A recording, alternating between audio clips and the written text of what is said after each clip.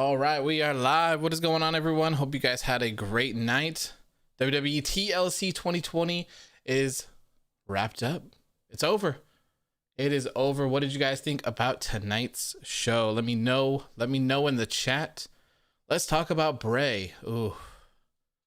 Oh boy.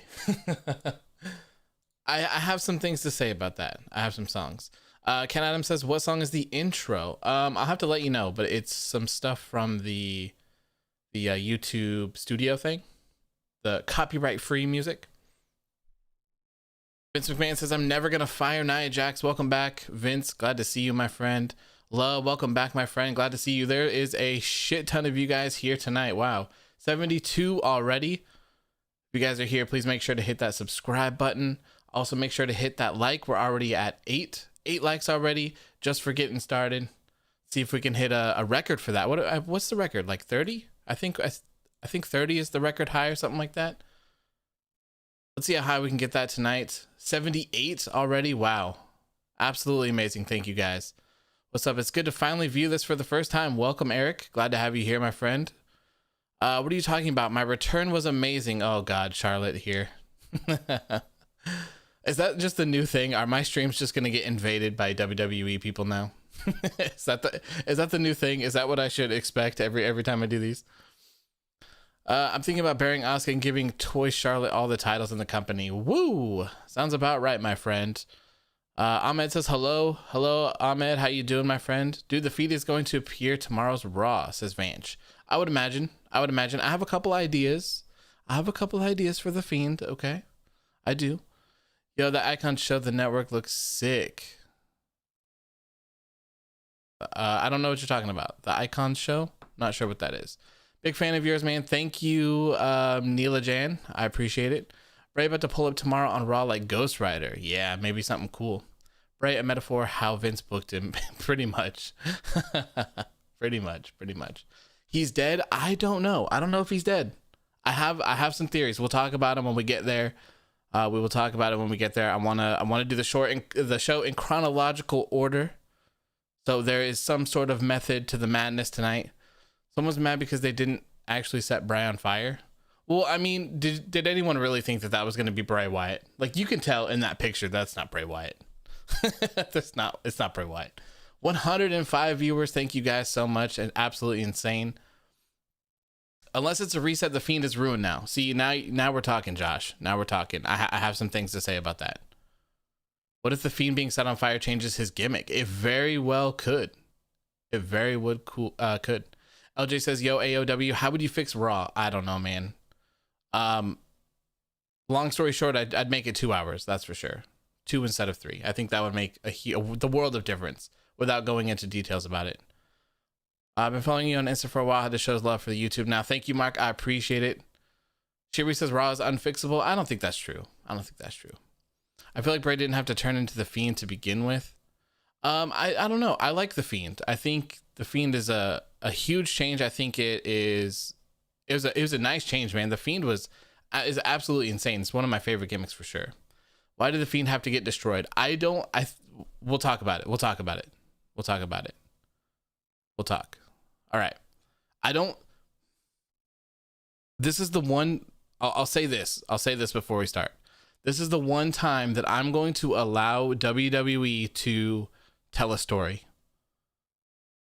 I'll let them try to explain this before I get into any sort of crazy judgments.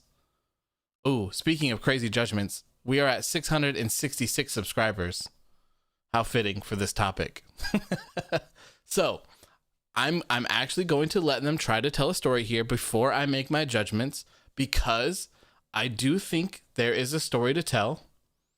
I do think that there is a way around this. I think it could be more than just a burial. That's what I'll say for right now. And then we'll talk a little bit more about it when we get to the end of the show. But this is crazy. I'm actually going to let them try to tell me a story. So we'll see how that goes on Monday.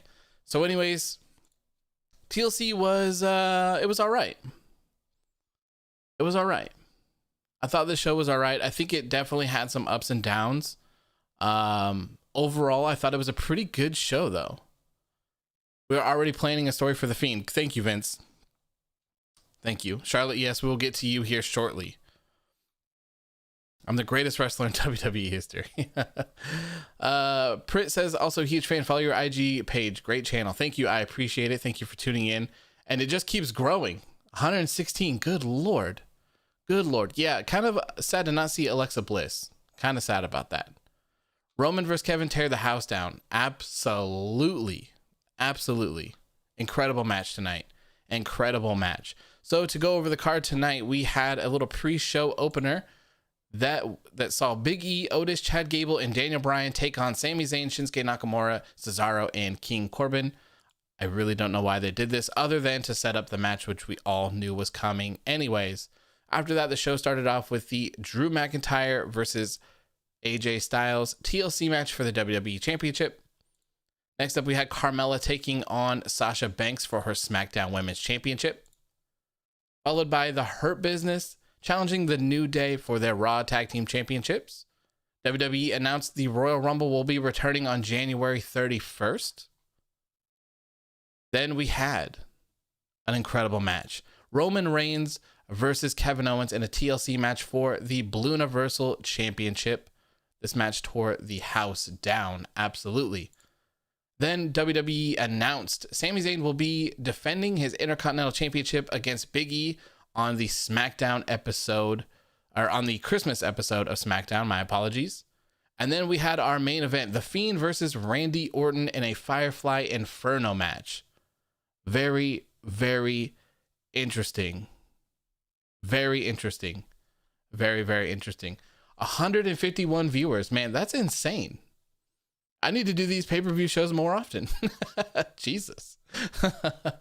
Also, while we're here, actually, and there's a lot of you here, someone mentioned in my comments earlier that you guys would like to do watch-alongs. Is that something you guys would be interested in doing? So if for a watch-along, I wouldn't be able to show you the video or the audio feed, but we could certainly do something like this where we sit and chat during the pay-per-view, so we could kind of chat during the whole thing, kind of get live reactions and stuff like that. If that's something that you guys would be interested in, that is definitely something that I'm totally down to do. Totally down to do that. I think it'd be a lot of fun. It would be a lot of streaming, that's for sure, especially during the longer pay-per-views, but it could be a fun thing to do. And then obviously there would be a post-show afterwards. I'm not sure. The post-show might be shorter afterwards. Might be shorter. But I don't know. I think it'd be something fun to do. So it looks like most of you would be down for it. So maybe I'll go ahead and give that a try for the Royal Rumble. Ooh, that'd be a good one too. The Royal Rumble would be a really good one to start on. And I guess it's just January. David Lopez says, I made it this time. Welcome, man. Welcome. Hope you enjoy the show tonight. We're just about to get started. Lots of new people. We're at 172 viewers. That's absolutely insane. Thank you guys for tuning in. I really appreciate it. When do you think the Discord will come? Oh, man. I need to set that up. I do. I need to set it up. The only thing, I need to figure out a way to, like, moderate it, I guess, is the thing. I can't just let anyone hop in and talk, but maybe I will. I don't know. Maybe I'll just do familiar faces at first until I can find a nice way to like check and balance it. It's coming though. I'll try and see if I can get it ready for Wednesday. You should go live on Instagram and have different people join the live and have their opinions heard. That's what we're going to do here, Deshaun. That's what we're going to do here. I'm going to set up a Discord and people will be able to, essentially it's kind of like a call. You'll be able to, you'll have to be in the Discord server, and basically I'll just invite you to a chat channel and you just hop on in and you'll be able to talk just like you're on the phone. So even if you're, even if you're just using your phone, you can just use it to talk. Ryan Lowry says face reveal, not now. Nope. Soon though, in the future. In the future, it will happen. These seem to be going very well. Holy hell, over 200 viewers. We're at 215. 215, good lord. This even beat the first episode where we did Winter is Coming was the first episode. So wow, WWE pay-per-views is where it is at, supposedly. Good lord. So yeah, I think adding Discord, I think it'll change the whole dynamic for everything. I think it'll be a lot of fun. We'll be able to get people in on a call with different opinions. So you can kind of tell us why you liked something, tell us why you hated something in detail, and you'll be able to actually talk and interact with the chat as well if you would like to. So was TLC over or not? Yes, TLC is over. Bruce and I provide the best matches, no problem. Thank you, Vince. Maybe we'll have to have you in a call. I think everyone would love to have that. Is Edge and Orton still on Endgame here? I'm not sure. I am not sure. I would assume so. All right, so let's go ahead and talk this over. Let's get to the beginning of the show. We'll start with the post-show, or sorry, the pre-show. Pre-show, rather. So this match was good. It was good. It was kind of weird to see Daniel Bryan just randomly return and be a part of this match, though, since he got beat up from Jey Uso. I think we all knew what this match was for once it got announced. I saw Big E on one side. I saw Sami Zayn on the other side and was like, okay, I see. I see what they're doing here. Big E is going to pin Sami Zayn, and then they're going to give him a shot at the title. So that happened. It was a fun match, though, but I definitely don't think it was needed. I would have rather seen something else on here. But yeah, I don't know. It was okay. What'd you guys think? Is it late to save Nakamura? I don't think so. No, I don't think so. I don't think it's ever too late to save anyone, to be honest. It's all story driven and everything. They just need to find a turning point. Listening to you all the way from Portugal. I love your IG page. Keep up the great job. Thank you, Andre. I appreciate it, man. I appreciate it. Fiend chasing Orton on fire was a cool moment, but honestly, Randy should have lost. I agree. At WrestleMania, Charlotte versus the whole roster. There you go. Daniel needs to be in the main event scene. Yes. I think Daniel Bryan is a fantastic challenger for Roman Reigns and the Universal Championship. I wouldn't mind seeing that at all. Big E is the GOAT. I'm glad he's getting a shot. Me too. And I think Big E winning the Intercontinental Championship on Christmas from Sami Zayn would be great. I think it would be that small step to putting him in the main event scene where he belongs.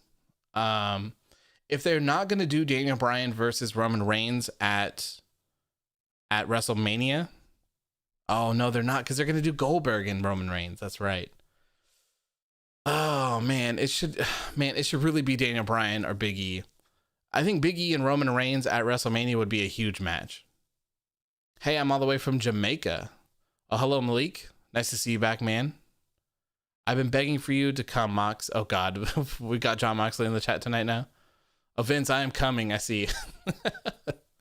I love Bobby Lashley. So who's your early Royal Rumble winner? Eric, my Royal Rumble winners as of right now are Big E and Bianca Belair. Those are my two picks. Yeah, I really think Daniel Bryan and Big E would be a really good choice for WrestleMania.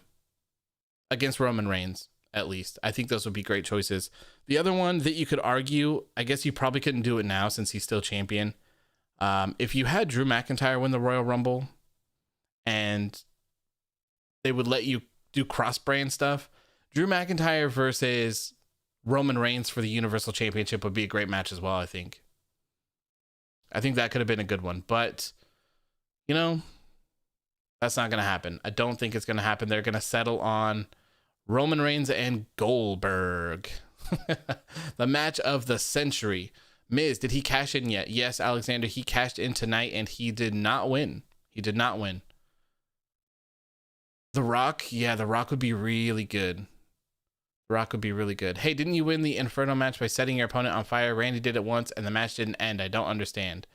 So someone told me that they said you have to set your opponent on fire, and the Fiend accidentally set himself on fire by running into it. That's what I was told.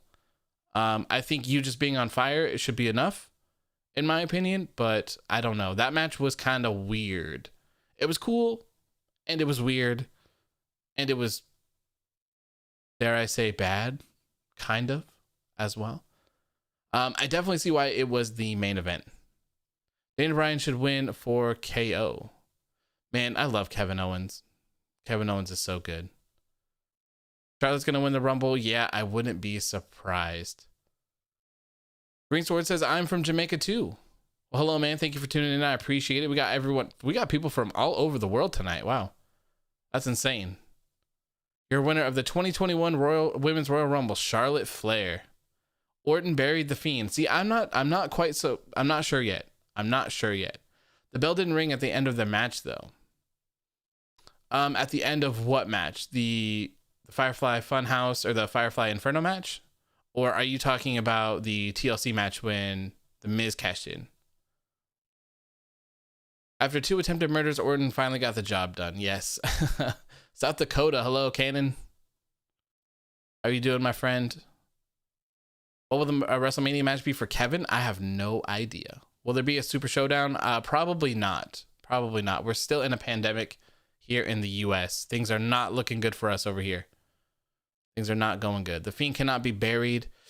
I don't know. I don't know. I think it's possible. Who knows? South Carolina. I will win, not Becky. Becky returning and winning the Royal Rumble would be huge, but I think it's kind of too soon. Too soon. Will Roman and KO rematch this week on SmackDown? I hope not, because everything they're doing with Roman and Kevin Owens, or even just Roman Reigns in general, has been absolutely amazing.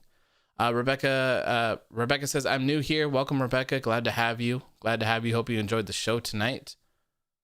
There was no bell at the end of the Inferno match. Okay. Yeah, I mean, I think it was pretty safe to say that one was over, though. I don't think that one could be any more over. You think Brock coming? He could very well be coming back. Brock could be coming back. Should Sonya come back and win the Rumble? I would love to see Sonya Deville come back and win the Rumble. I don't know if that's something that she's interested in. It seems like she stepped out for personal reasons after a bunch of creeps and that dude broke into her house. So I don't know. I would love to see it, though. I was very high on Sonya Deville. I thought she was fantastic. I really thought that they could have propelled her to the women's main event scene. She could have been a Raw or SmackDown Women's Champion easily. What was my favorite match of the night? Favorite match of the night was easily Roman Reigns versus Kevin Owens. Not even a question. No question about it. I wouldn't mind if Brock won the Rumble. I would. I certainly would. I don't want him to win the Rumble. I don't mind if he has a match at the Rumble, but I don't want him to win it. I think that should be reserved for other people. There's a lot of talented people on the roster in today's world, and I think that some other people need some time to shine, okay? Especially we're in the time with record low ratings. It's time to make new stars, time to make new champions, time to bring up the others. Time to bring up the others. Maybe the Bray-Randy feud might not be over, but then again, he was set on fire. Yes, I don't think this is over. I think there's going to be a story told here. I think there's a story. I'm waiting for a story. I'm going to let them try to tell me a story. I'll give them this Monday and I'll give them next Monday to try to play on it. If they don't, well, then I will unleash my hells upon them because that will have been terrible. Keith Lee winning the Rumble, I could definitely see that as well. I think Keith Lee would be a fantastic person to win the Rumble. And honestly, he might actually be the correct person to pick for the Rumble instead of Big E, because if they already have Roman and Goldberg planned, obviously they're not going to have someone from SmackDown win. It'll be someone from Raw. So Keith Lee versus Drew McIntyre, that would be a huge match. Brian says, what up, AOW? How you doing, Brian? Thank you for tuning in. Hope you had a great night. Check Bray's Twitter. Uh-oh. Okay. All right. What is his... Oh, God. What is his hand? Is it Bray Wyatt? Wyatt WWE? Bray Wyatt. WWE Bray Wyatt. Thank you. The thing about fire is it does what it pleases. I burn, you burn, we all burn eventually. Oh, so there's a story. There's a story. Let me see if I can give this to you guys. Let me put this up on the screen. Okay. Want Bray Wyatt's Twitter? Okay. Here we go. So earlier today, Bray Wyatt said, the thing about fires is it does what it pleases. I burn, you burn, we all burn eventually. Circle. Very interesting. And then he just posted, thank you. So here we go. It does look like there's a story involved. It does look like there's a story involved. Maybe the mask will change a little bit. It'll be melted. Maybe he'll change it up a little bit. Maybe he'll be more vicious. I don't know. I'm down for this. I'm definitely down for this. I think, like I said, I think there's a story being told, and I will let them try and tell that story.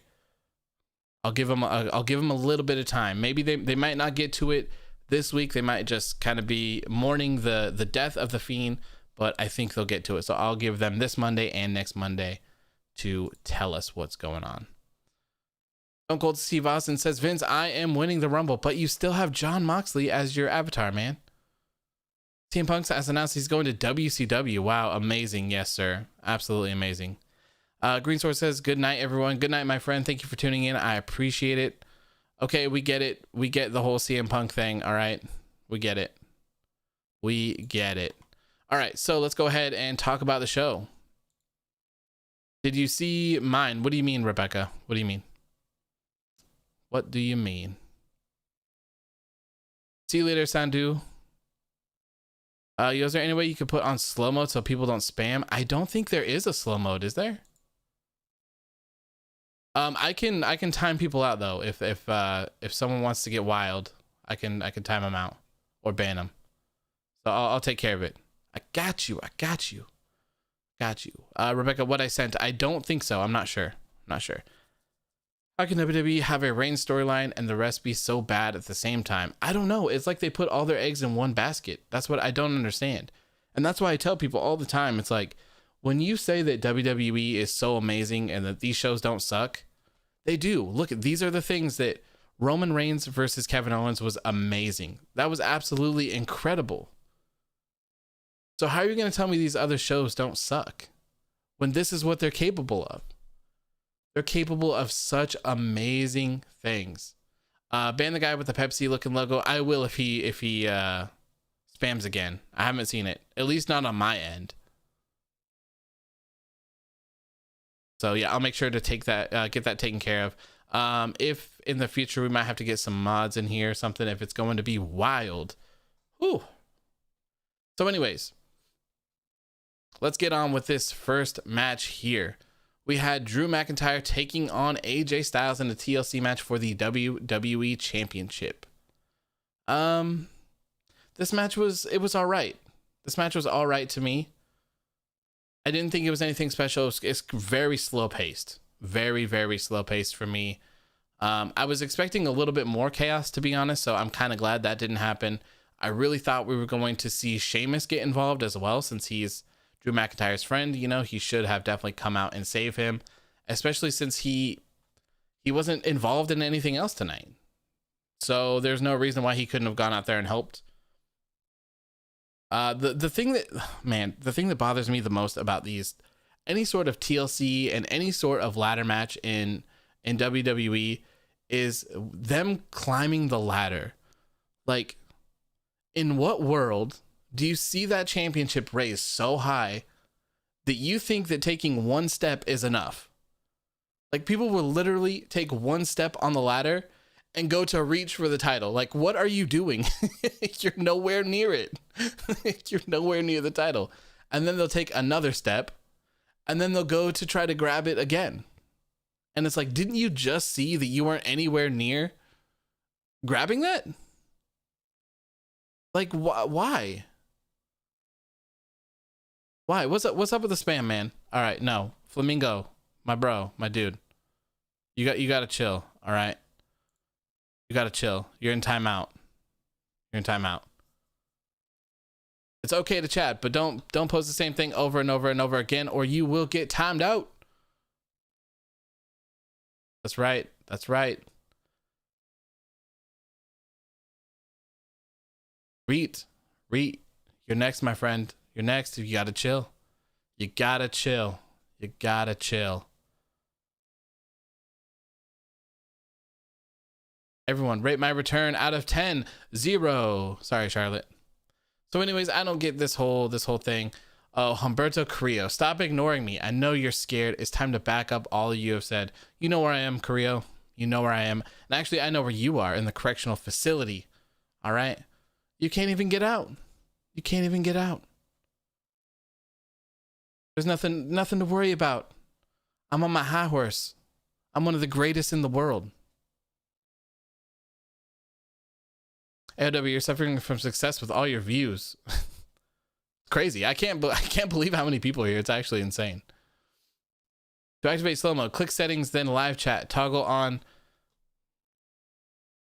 My stream settings have moved. Click the edit button. Oh, you have to edit? Analytics, stream health. Do I have to edit it here? Dude, YouTube live is, oh, there it is. Okay. How many seconds between 30 seconds between messages? There we go. There we go. Man, YouTube live chat is trash. It's so much better over on Twitch. So much better. Okay, so you can only send a message every 30 seconds now. All right. There we go. There we go. Do you think AEW should introduce a stipulation themed pay-per-view? I do not. I do not. I think stipulation pay-per-views aren't that great anymore. They kind of force you, you know, they kind of handcuff you into having to do certain things like elimination chambers and Hell in a Cells and stuff like that. And when you have a TLC pay-per-view and you only have 2 TLC matches out of your whole thing, it doesn't really make much sense. So I would prefer for them to just have like other themed pay-per-views and just have the matches there. Can I start talking about The Fiend already? No, I cannot. We will get to The Fiend when we get to The Fiend at the very end. We have to go in an order. Hey man, I respect the fact that you read the chat is something that only a few creators do. I respect you. You earn my respect and a new sub. Thank you, PWR. I appreciate it. And yeah, you guys are amazing. So of course I'm going to read the chat. I think that is the whole, for me, that's the whole point of doing these. I don't want to just sit here and tell you what I think. I want to know what you think. I want to know what all of you think. And soon we will have a Discord, so you guys will be able to call in and chat yourselves with the chat and with me. We'll be able to talk. Love says, okay, my man, I'm going to go work out right now, so I will be back. No worries, man. Thank you for tuning in. I appreciate it. Hope you have a good workout. The Fiend is dead. I don't think so. We'll talk about the Fiend. Let's talk about the first match. Authors of Wrestling equals Attitude Era. Yeah, there you go. Do you think we'll see blood on Raw now? That'd be cool. I wouldn't mind that. I think there's a time and a place for everything. I really do. I really do. So anyways, this Drew McIntyre and AJ Styles match, it was okay. It wasn't the greatest thing in the world, but it got the job done. I'm not mad at it. I'm happy that Drew McIntyre was the one to retain. I really think he should have. I do not want to see him losing the title anytime soon again. So really good for Drew McIntyre to retain. The Miz looked like a complete idiot like he normally does. The dude comes out, right? Cashes in his money in the bank and then stands there smiling and laughing and slowly climbs up the ladder. Like, bro, you should be moving 100 miles per hour. You just cashed in. It is real now. You need to get up to the top and you need to grab that thing right now. I'm very glad that they did not pull the trigger on the Miz winning that, because good Lord, that is the one thing that we do not need to see. Do not need to see. Drew McIntyre stands tall. Very good choice, if you ask me. Stipulation pay-per-views are dumb for the simple fact it goes well. It's October, so let's fight in a Hell in a Cell. Exactly, Kyle. Exactly. That's what I was saying. Like, I think it handcuffs you because you have to do certain things at certain points. And I think those type of matches, like a TLC and a Hell in a Cell match, they should just be story-driven. You could argue that you could just do elimination chambers every year for like a certain thing. And then like maybe a King of the Ring tournament or something like that. I think that would be cool. Noski says the Fiend actually posted a pic a couple months ago and it looked like a new mask. Did he? If anyone cares to go back and find that and post it in the chat, I will definitely bring it up on screen here, because I don't remember that. But it would be cool if he had like some sort of weird melted mask thing, kind of like the Death in the Family Joker mask. So yeah, not a bad way to open up the show. I'm not mad at it. I'm definitely glad that the Money in the Bank chaos is completely over now. Fiend, oh yeah, okay, yeah. Thoughts on Omos? I like Omos. I think he's a cool addition to AJ Styles. I don't think he hurts anything. It would have been better had he not just like chased John Morrison off and then just kind of left forever. He should have come back, or he shouldn't have actually left. I think stuff like that kind of looks stupid, but that's just a minor complaint, you know, nothing that's serious, nothing that really hurts the show in any way. Does that include the Royal Rumble? Because Royal Rumbles too. I think the Royal Rumble should obviously stay as well. Who's your favorite star? My favorite is Andrade. I was really hopeful for Ronda instead of Charlotte. Ronda Rousey return would have been huge. That would have been huge. Elimination Chamber could be used for whichever brand didn't get a Rumble winner. Number one contenders for the world title. That's an interesting way to look at it. That's an interesting way. Yeah. Or, you know, they could do some sort of, well, I guess Survivor Series is afterwards. I was gonna say whichever brand wins could go into it, but yeah, I don't know. I think they definitely need to rewrite all of their pay-per-views in an order that makes sense to make them flow and stuff like that. And I definitely think that they need to have less pay-per-views. Having one every 4 weeks or even 3 weeks at a time, I think is too many. There's not that much time to tell a story here. Noski says, how do we post a pic in the chat though? You can't. So you'd have to get the tweet and then share it and then get the link, and then you can paste the link in here and then I can open it. That would be the way to do it. What are the results? So we're going over them right now. First match was Drew McIntyre defeating AJ Styles and The Miz to retain his WWE Championship. What's my favorite pay-per-view? My favorite pay-per-view is the Royal Rumble. I love the Royal Rumble. My absolute favorite. How many pay-per-views we have in total? I agree with you. There's too many. There's over 12, isn't there? Over 12. I think they had like 15 or something like that. And I think it's too many. I really do. I think it's way too many. Especially, they're not in the pay-per-view business anymore. They have the network, so you don't have to have a pay-per-view every month. But I guess that argues the fact that they need watch time as well. So, you know, it goes with the whole thing. I mean, maybe they could make more specials, focus on stuff like that instead of pay-per-views. Their specials are fantastic. So maybe that would be a good way to do it. I don't know. But OB James says 13 this year. So what? There's 17, not counting specials. If that's the case, that's a lot. 13 is, you know, we'll just go with 12. So one a month.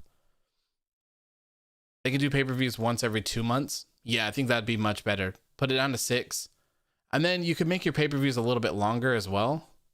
Or, you know, they could go back to having Raw and SmackDown pay-per-views as well. I don't think that should be a problem. Something like that. That way you could stagger things out. You could tell a little bit longer stories. And we don't want 24 pay-per-views, just 12. 6 for Raw, 6 for SmackDown. And then have like your 4 takeovers or whatever it is. And you know, they could even do special editions of Raw and SmackDown and stuff like they've been doing with Dynamite and NXT. I think that'd be fine. Smackville? Oh, God. Yeah, Smackville. You like Sasha? Yeah, Sasha's great. Sasha has been great. Which brings us to our next match. Sasha Banks versus Carmella for the SmackDown Women's Championship. This match exceeded my expectations, actually. NXT, they only have War Games and NXT, that's all. It's my honest opinion. Thumbs down on Charlotte. Okay, I see. We will get to the Hurt Business in just a moment. So, Sasha Banks versus Carmella. I thought this match was fantastic. What do you guys think about this match tonight? I think both of them did very well. Carmella has improved a lot. She impressed me. She really impressed me. I wasn't really looking forward to this match. I really wasn't expecting much out of it. And it was good. I liked the reversals. I liked the pin counters, the submission reversals, all that stuff. I thought all of it was pretty good. Marco says Carmella really improved. Yeah, she's so much better. So much better. Sasha is the best. Yeah, Sasha's been fantastic. I've been really enjoying her reign as SmackDown Women's Champion. And it's nice that she's actually having a reign as well. Match was actually very good. Yes, I agree. It was a surprising good match. Kudos to Carmella. Those submission moves looked great. Yeah, her submission looks really good. I can't remember what it's called. But very good. Very good. I like it. Definitely unique. Love Sasha matches. Yes, Sasha always kills it. Yes. Very happy with it. Smart finish for once. Keep it simple. Yeah, you don't really need to do roll-ups. You don't need to do disqualifications. And the Code of Silence. Yes. Yes, Josie, and yes, Obi James. Yes, Code of Silence. Really badass name, too. That's a really cool name for a finisher, if you ask me. What was I saying? Oh, yeah. So anyways, I think this match, it was great. And I think it would have been a little bit better. It would have just been a little bit sweeter had they not had that match last week as well. Or the week before, whatever the hell it was. I really think that would have been nice. I don't want to see people run it back all the time. So hopefully this is done. Hopefully this is over with. I don't want to see this match again. I really hope that they don't put it on SmackDown again. Randy Orton says, who is laughing now? I guess you are, you sick bastard. I guess you are. Code of Silence sucks. I like it, Mason. I like it. I think it looks cool.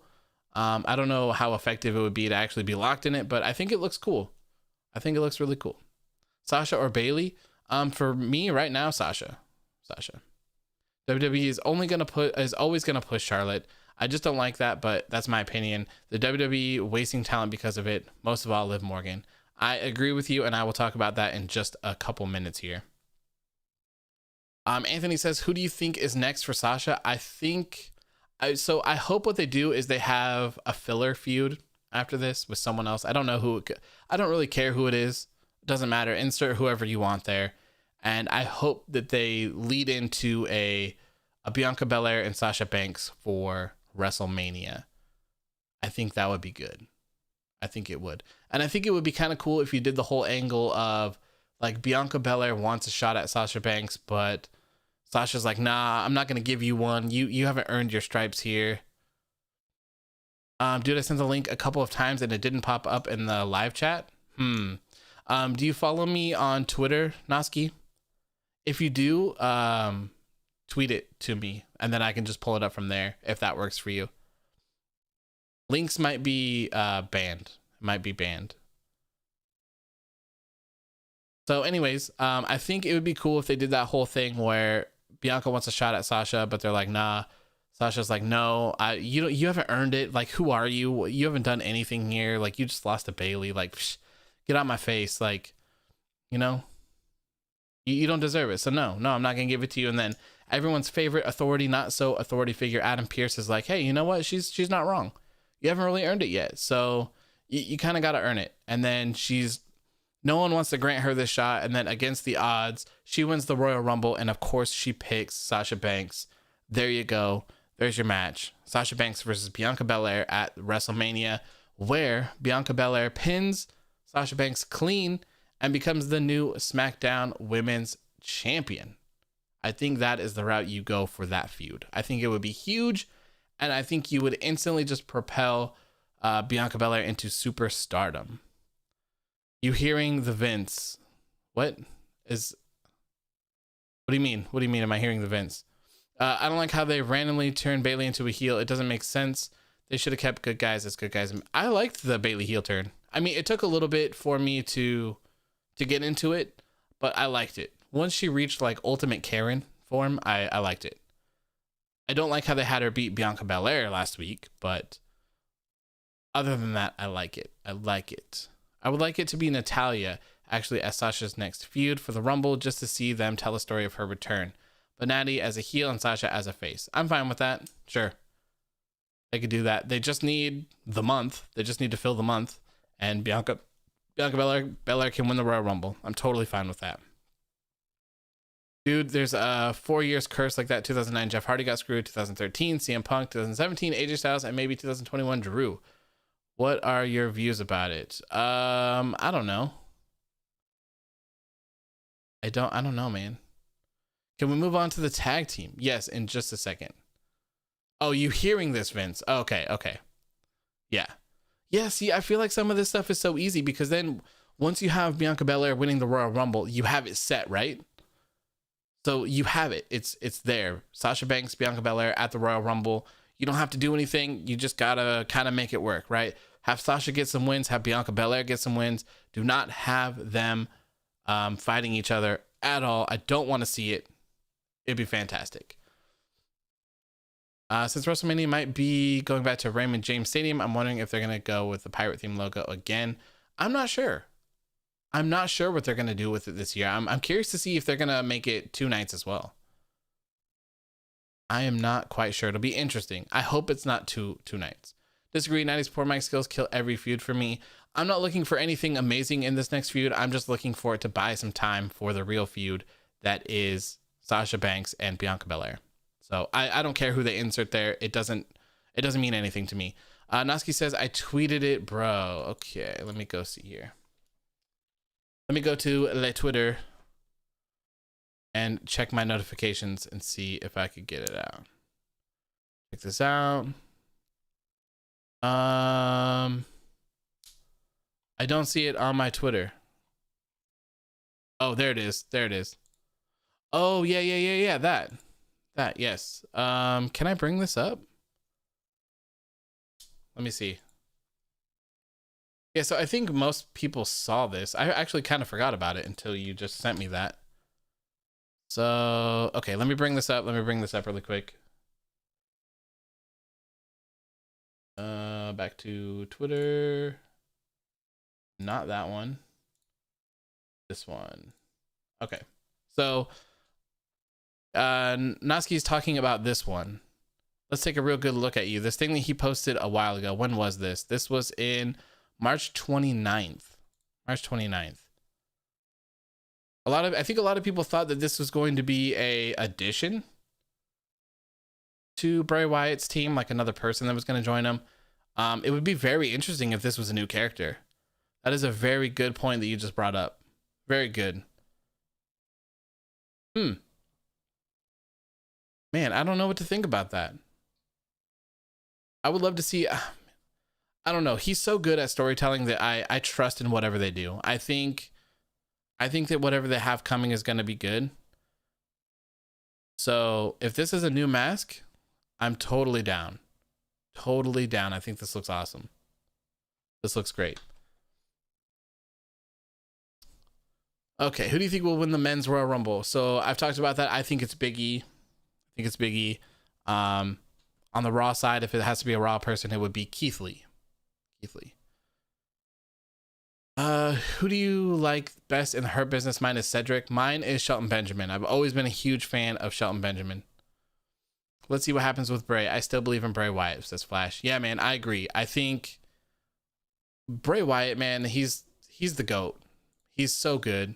He's done incredible with the Fiend and everything. Do you notice the Fiend had 2 different color eyes? Did he? I'll have to go back and look. I took a screenshot, but it's actually in the dark. Did he?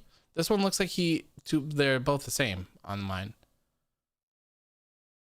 Looks like they're the same. Anyways, this match with Sasha Banks and Carmella was good. It exceeded my expectations. Whoever the next feud is, I hope it's not Bianca Belair. So good showing from both of them. So now we move on to the Raw Tag Team Championship match, which was the Hurt Business taking on the New Day. After seeing this match, this was my favorite match of the night by far. I thought this one was great. His contact lens fell out later. He got it back in. It was pre-taped, of course. Oh, okay. Interesting. That makes sense.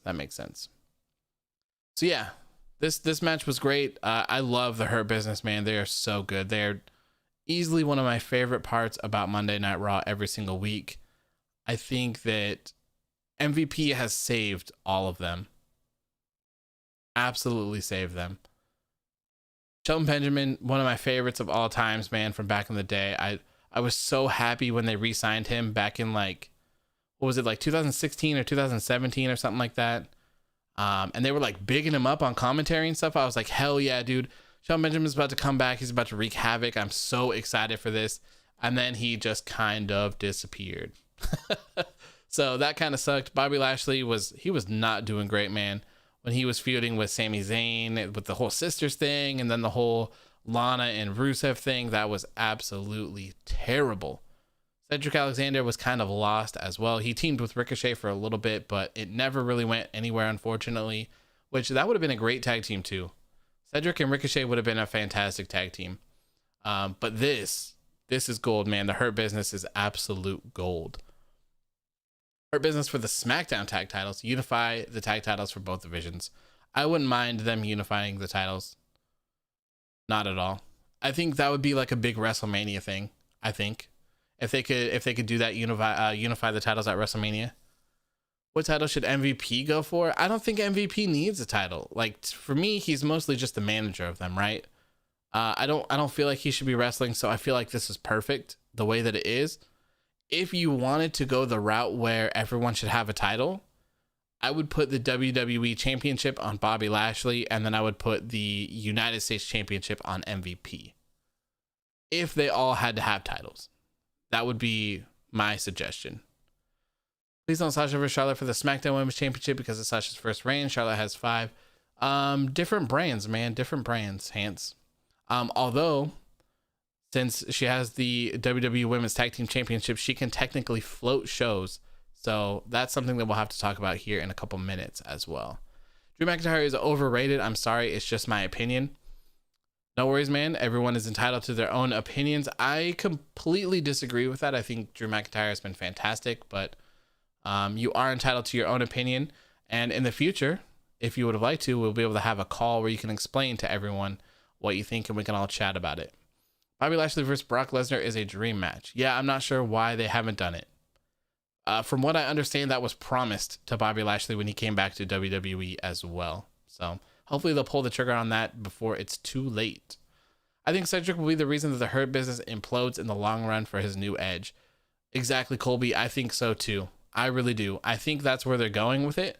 And I put that in my thing too, that it's like, I also like how they had Cedric Alexander tag himself in.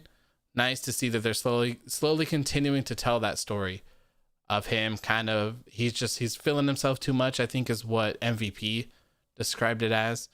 So I like that dynamic, and I think that will eventually be the thing that causes them to implode. If not an implosion, him being booted for sure, I think. Or hey, maybe he'll boot MVP out and he'll become the leader. I don't know. I don't know, but I hope it's not anywhere near, because the Hurt Business is fantastic. Like I said earlier, one of my favorite things about Monday Night Raw. I absolutely love this group. They're fantastic. They do not disappoint. I'm very happy that this group formed. And of course, the New Day is fantastic as well. They'll bounce back as well. Yeah, in the beginning of the match, he had two different eye contacts, the Fiend one and the blue one. Interesting. I'll have to go back and look at that. I'll have to go back. Reminds me of Cedric heel turn in Ring of Honor. Interesting. I haven't seen that. Maybe I'll have to go back and watch something like that. Ken says, all right, I got to go FaceTime my girl. Have a great night, sir. Thank you, Ken, for tuning in. Hope you have a great rest of your night as well, my friend. Do you think WWE should ban the man bun? No, I think it's fine. I think it is fine. Whatever happened to Ember Moon? Wasn't she the future of the women's division? She kind of faded away into mediocrity. Ember Moon is on NXT now. Been on NXT for about a month, maybe a little bit more than a month. So she hasn't been doing very well over there either, unfortunately. I love Ember Moon, so hopefully they'll get it together. They'll break up the New Day. They don't need to break up the Hurt Business. I hope they don't break up the New Day though either. See, what I would like to do now that the New Day have lost the tag championships is Xavier Woods should challenge Bobby Lashley for the United States Championship. Why not? Xavier Woods is extremely talented, right? He's one of my favorites. The guy's awesome. They've kind of feuded with the Hurt Business. So let's kind of move on and change it up a little bit. Xavier Woods and Bobby Lashley for the United States Championship. I would absolutely love to see Xavier Woods have a United States Championship reign. I think that would be fantastic. And like I said before, I would really love to see Xavier Woods win the King of the Ring. I hope they do another King of the Ring.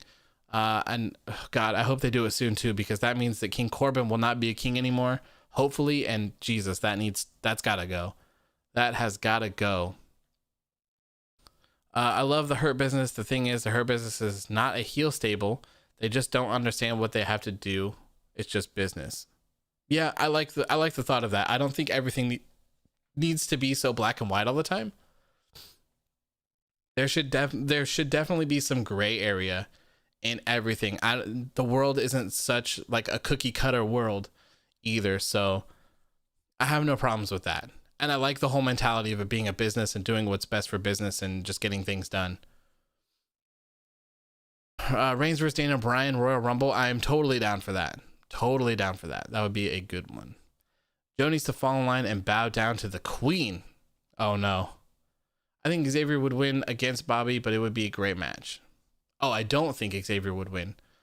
Yeah, I guess it is what it is. You got to start somewhere, right? I would just love to see him in a singles competition. I think he's been great. The New Day have been running the tag division for years now, and Big E split off on his own. So maybe it's time for Kofi to show some love to Xavier Woods and give him a singles reign, a singles push, if you will. I've been on social media for a while, and surprisingly, most of the feedback on the Inferno match is positive. People are more mad about Charlotte. I can see that. I can see that. The return of Charlotte was just garbage, and I think that's next, isn't it? So we'll definitely go over that. Fun fact: I beat Bianca Belair February 26th, 2020. Oh no, Charlotte. Oh no. Oh no. All right. So, anyways, good match. Glad to see the Hurt Business get the Raw Tag Team Championships. Very happy for that. Hopefully they don't run it back. I don't want to see another New Day and Hurt Business match unless it's Xavier and Bobby Lashley. So next up, WWE announced the Royal Rumble. It will be streaming live on the WWE Network Sunday, January 31st. Very interesting. It looks like they pushed this back to the very last day of January. And I can only imagine the reason is because they want fans there and they're trying to figure it out. So I cannot blame them for that. It'll be really weird to see a Rumble in a Thunderdome, I guess. I feel like having the fans is a pretty good thing. I don't know why they haven't tried to rent out a venue somewhat similar to Daly's Place so that they could do what AEW is doing and have somewhat of a crowd there, because the difference between like the fake crowd and the like 20% crowd that AEW has is night and day. Like the swimming pool sound is terrible for WWE. Joe Wilson says, did I get blocked? No, Joe, I did not block you. No. You can only chat every 30 seconds though. Every 30 seconds. Here, I'll change that up to lighten it up a little bit. Just so we had to prevent people from spamming because there was a lot of spam going on at the beginning of the show. We'll talk about that some other time about the Raw ratings. That's a long story. That's not something that you could just address really quickly. Face the Hurt Business for the new Raw tag titles. Who? Oh, who will the? I don't know. I'm not sure what other teams are on Raw, to be honest. I guess you have the Miz and John Morrison. I guess they could fight him now that he doesn't have the Money in the Bank. Help the Hurt Business get a couple wins. I guess that's totally fine with me. I'm not sure who else would be there though. I would love to see Xavier Woods. Should win a title at least. It's been 6 years. He didn't get a chance. I agree, Master Flex. I would love to see him get a W. Now who owns this show now? Charlotte, Queen of Garbage. Oh God.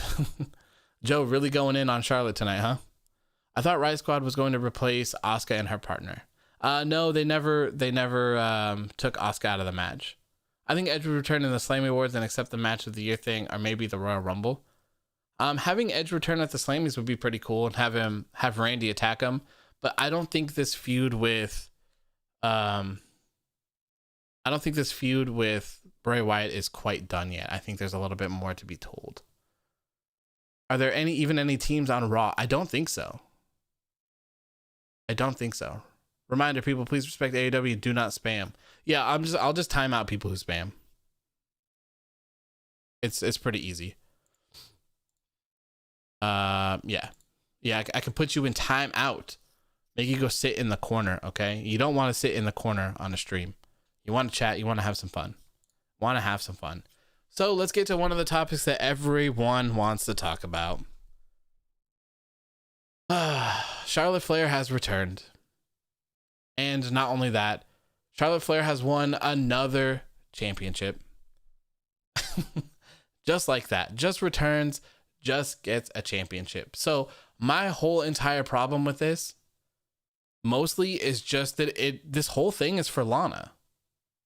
This entire match is for Lana. All of it. If you spam AEW, you're equivalent to that dirtbag Humberto Carrillo. Absolutely. Jaden nailed it. Absolutely nailed it. No teams? How dare you? What about the greatest tag team of them all? Lucha House Party. Yes, how could we forget? Do you see The Fiend winning the Royal Rumble? Absolutely not. I do not see The Fiend even taking part in the Royal Rumble. I feel like that'd be very weird. Very weird. That his persona, like that kind of stuff just doesn't fit him. I didn't even like when he came out and he pointed at the WrestleMania sign for John Cena. I hated that. Absolutely hated it. Ooh, we are at 95 likes right now. If you haven't hit that like button, please make sure to hit that like button. Let's get over 100. 100 likes. I think that would be the record, to be honest. 97. Woo! Getting there. 102, we did it. Thank you guys so much. It's amazing. Absolutely amazing. So yeah, Charlotte Flair is back. Charlotte Flair is one half of the WWE Women's Tag Team Champions with Asuka. And man, I feel so bad for Lana. I really do. Like, this whole thing was for her. We had to watch her get put through a table for 9 weeks straight. 9 weeks in a row, we watched Lana go through a table. Then we watch her get beat up by Big Oof and Shayna Baszler. Then we watch her beat Nia Jax, only to just get removed from the match. Why? Like, why is this a thing? This doesn't make any sense. None at all. Like, I have no problem with Charlotte returning or anything, but why did you have to take Lana's spot? Where's the story? Where's the story in this?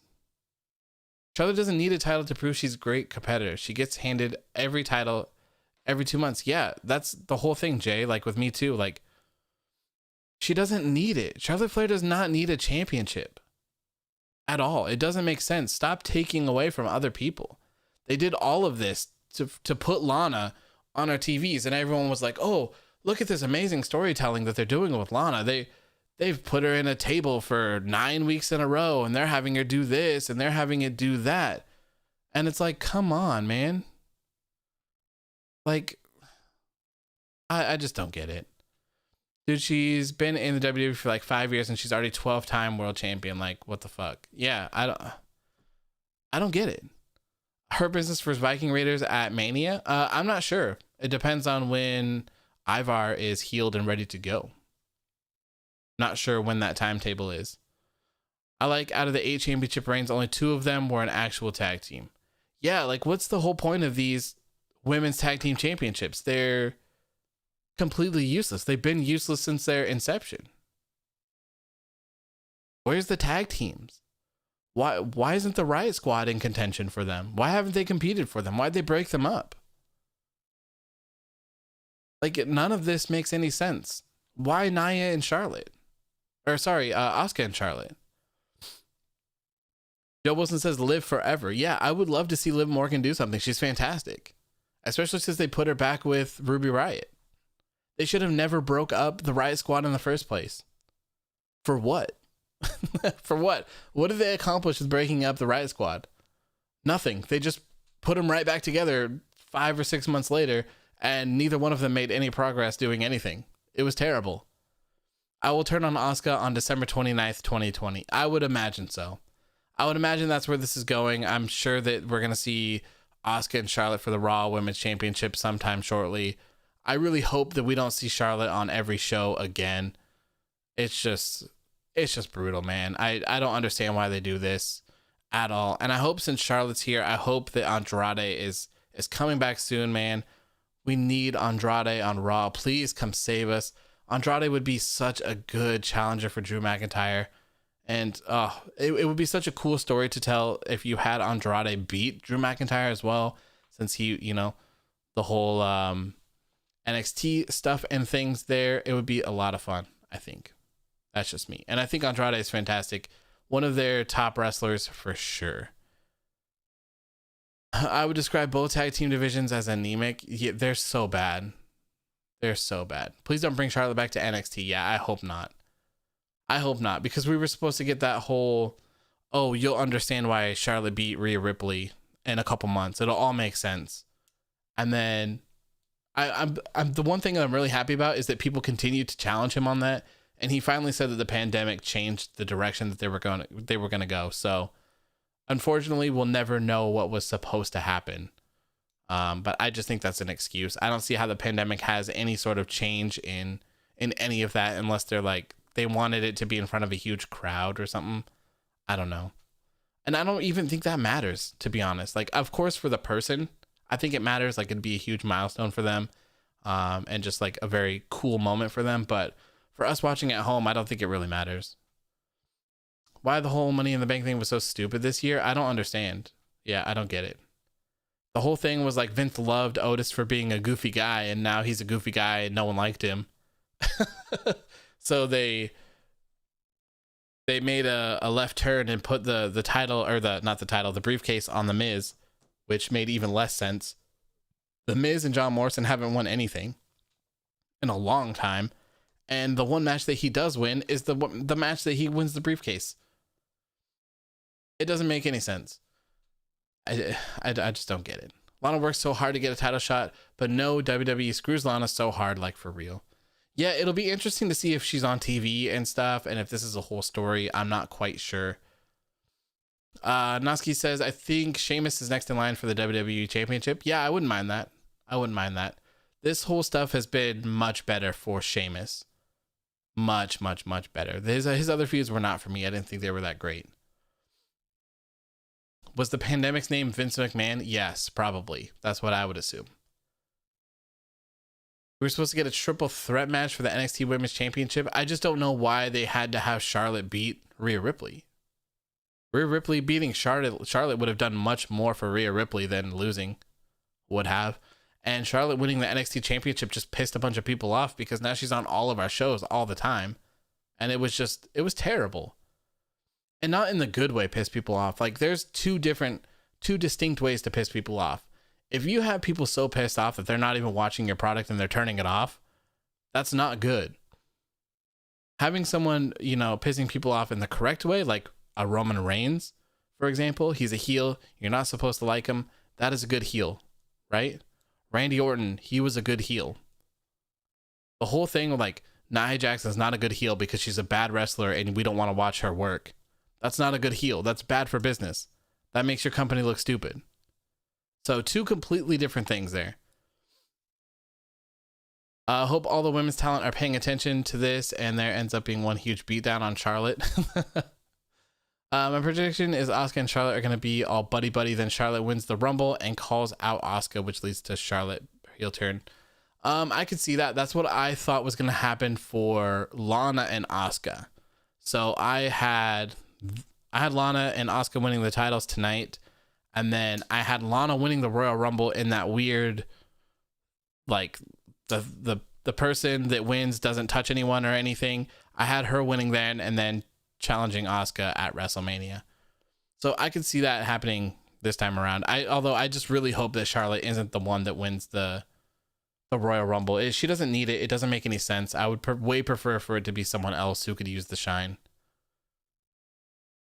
Asuka said in a WWE exclusive interview that Lana is useless. Wow, really? That's crazy. I haven't seen that. Can Vince call up Jessamine Duke and Marina Shafir to actually add a tag team to the show? I don't think they're quite ready. It was supposed to be Rhea Ripley versus Charlotte versus Bianca. Bianca gets pinned by Rhea. But what would that have done for anyone? Why not have Charlotte lose? Charlotte's the one that needs to lose. Marco says Sheamus fights Drew at the Rumble but loses. Then at the Rumble number 30, Andrade comes out, wins the Royal Rumble. Andrade fights Drew at Mania and can even bring their past at NXT back. I'm totally down for that. Totally down.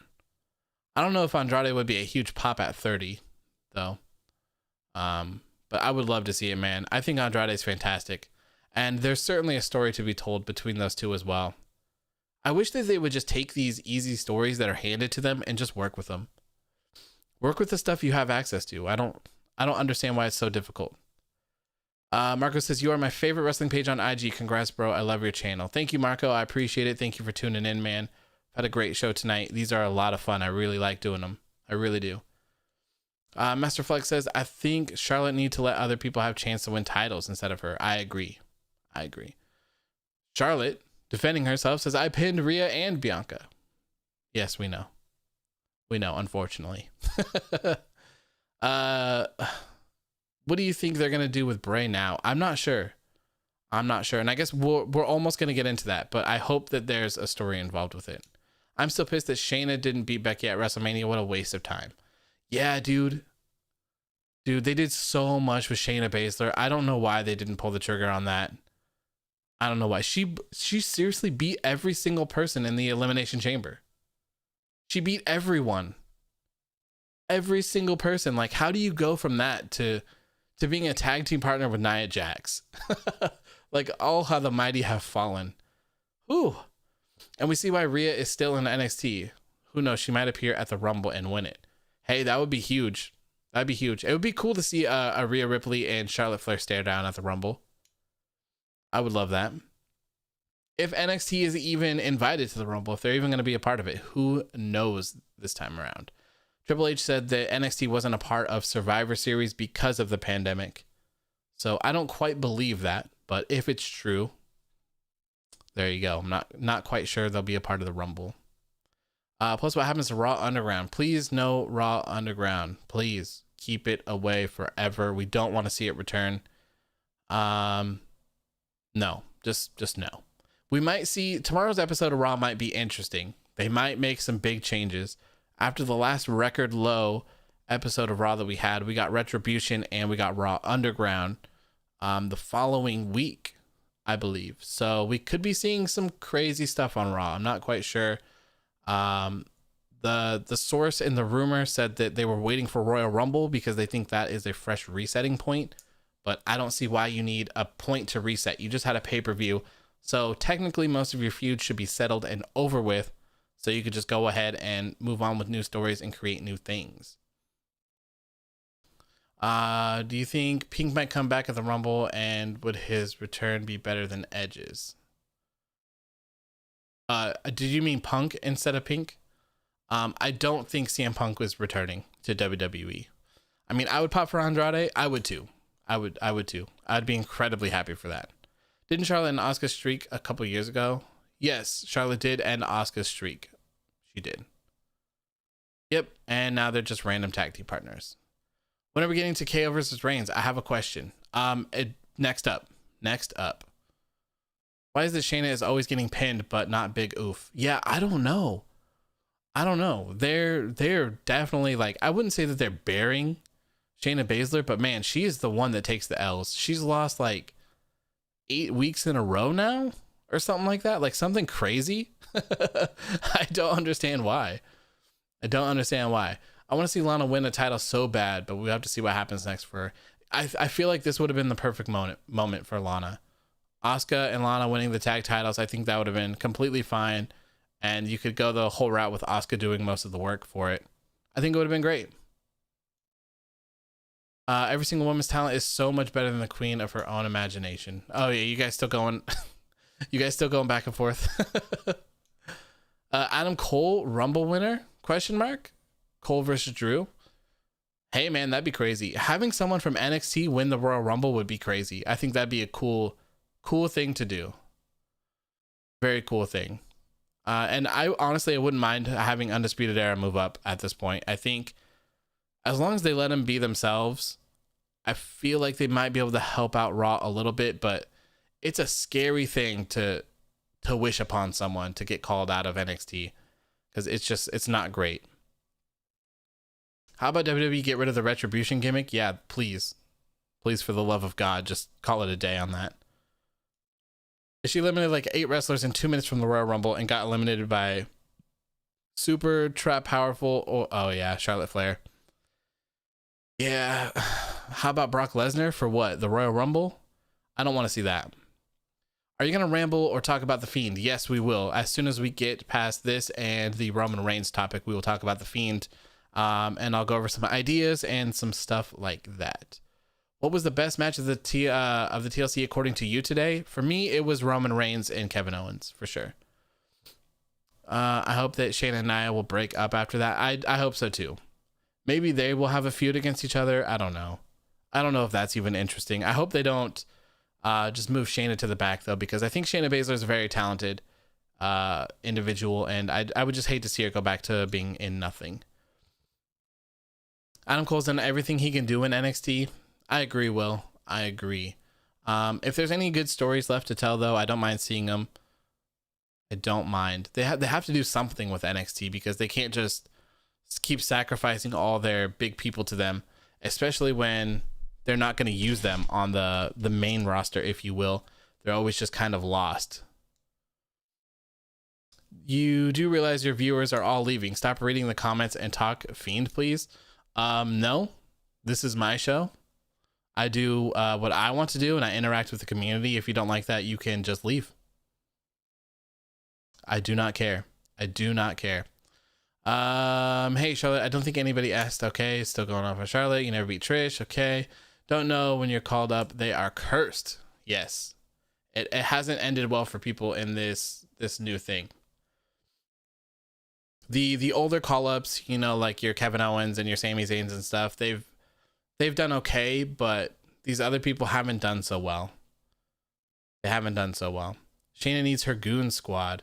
Yeah, maybe they'll bring them. I mean, they could even just bring them in and just have them not wrestle, and they could just be like managers or just kind of like a squad. That'd be fine with me. Adam Cole versus Kyle O'Reilly would be nice. Yeah, Kyle O'Reilly's getting a lot of shots at the championship, which is kind of weird. Maybe that'll lead to a feud between them. They've been known to feud before. That is for sure. I want to see Liv Morgan to win the title. Can you imagine her winning? That'd be great. That would be great. Marco says, preach, brother. Yeah, you can't let people come in and tell you what to do, man. You can't.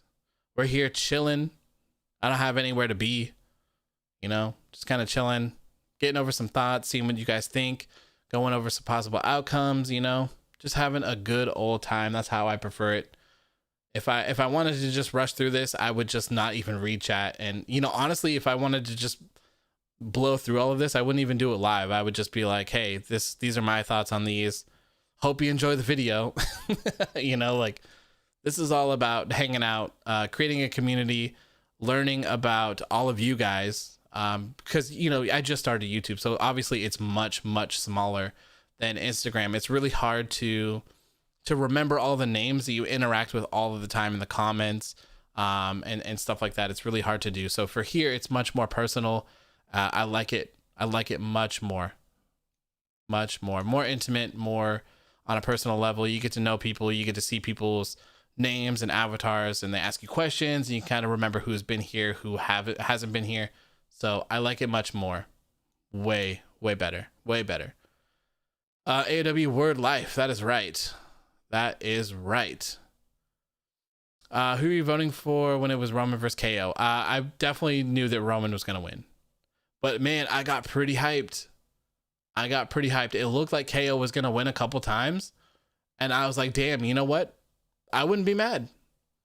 I wouldn't have been mad if Kevin Owens won tonight. I was hyped for it. Absolutely hyped for it. Marco says we can have good conversation here on live streams. Yeah, that's what it's all about, man.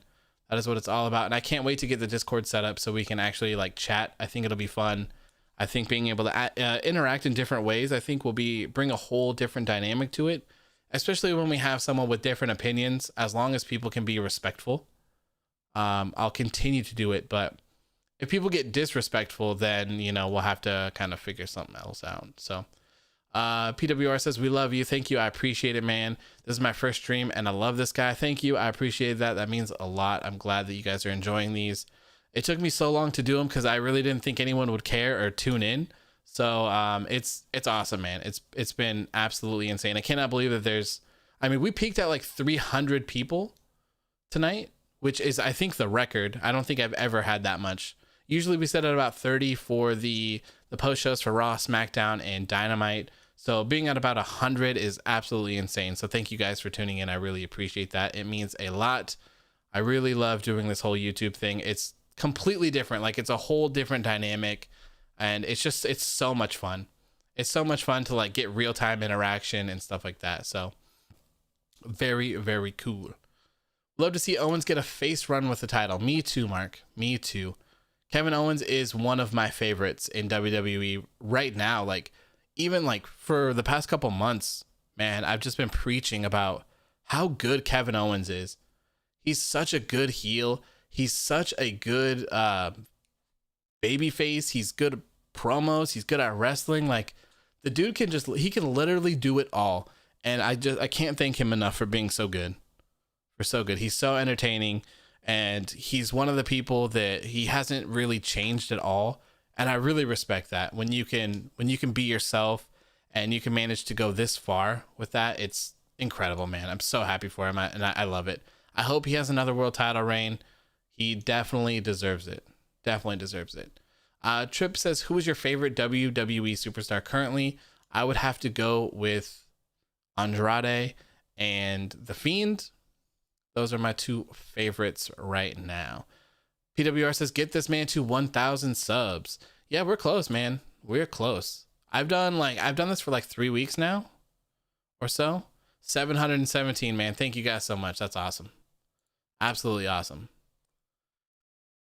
How about the Bella Twins for the women's tag titles? So Nikki can't wrestle. She has some sort of neck issue still.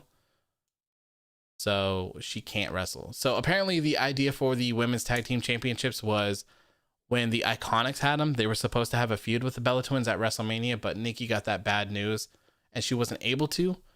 And when those plans got canceled, that kind of just like set those titles into like a huge fumble. They didn't really have any plans for them. They didn't make any plans for them.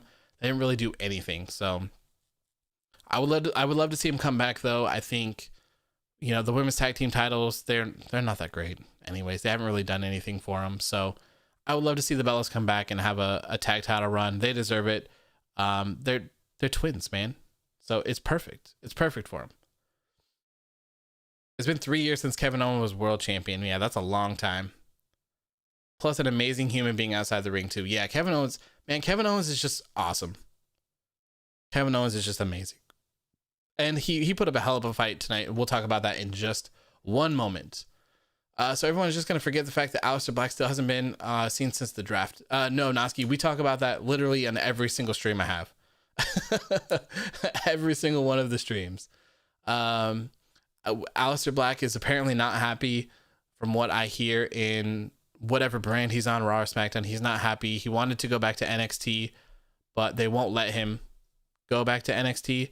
So I'm assuming he's fighting with them. And of course, they fired his wife, Zelina Vega. So I'm only assuming that they're not on the best of terms right now. So I'm not sure if we should see him come back anytime soon. I'm not sure. Maybe he'll just ride out his contract and go elsewhere. Maybe wherever his wife ends up. Impact, AEW, I am not sure. Andrade has not been on TV for a while. Yes, Andrade left and had surgery. Not sure what kind of surgery he had, but he was gone for a while, so I'm assuming he should be back anytime soon. It's been a while. I thought Bayley and Sasha were a great team. Yes, they were a great team too. They were a great team. I really enjoyed them. Do you think they'll be able to do a Joker type storyline with the Fiend? Yes, I do. So I guess we'll just hurry up and get through these other topics so we can talk about the Fiend, huh? Bo Dallas ever going to be revealed as Bray Wyatt's brother in storyline? Probably not, man. Probably not. That would be cool though. I wouldn't mind seeing him be a part of the Firefly Funhouse. Okay. The days of his 90 days are up. Aleister Black will leave as well.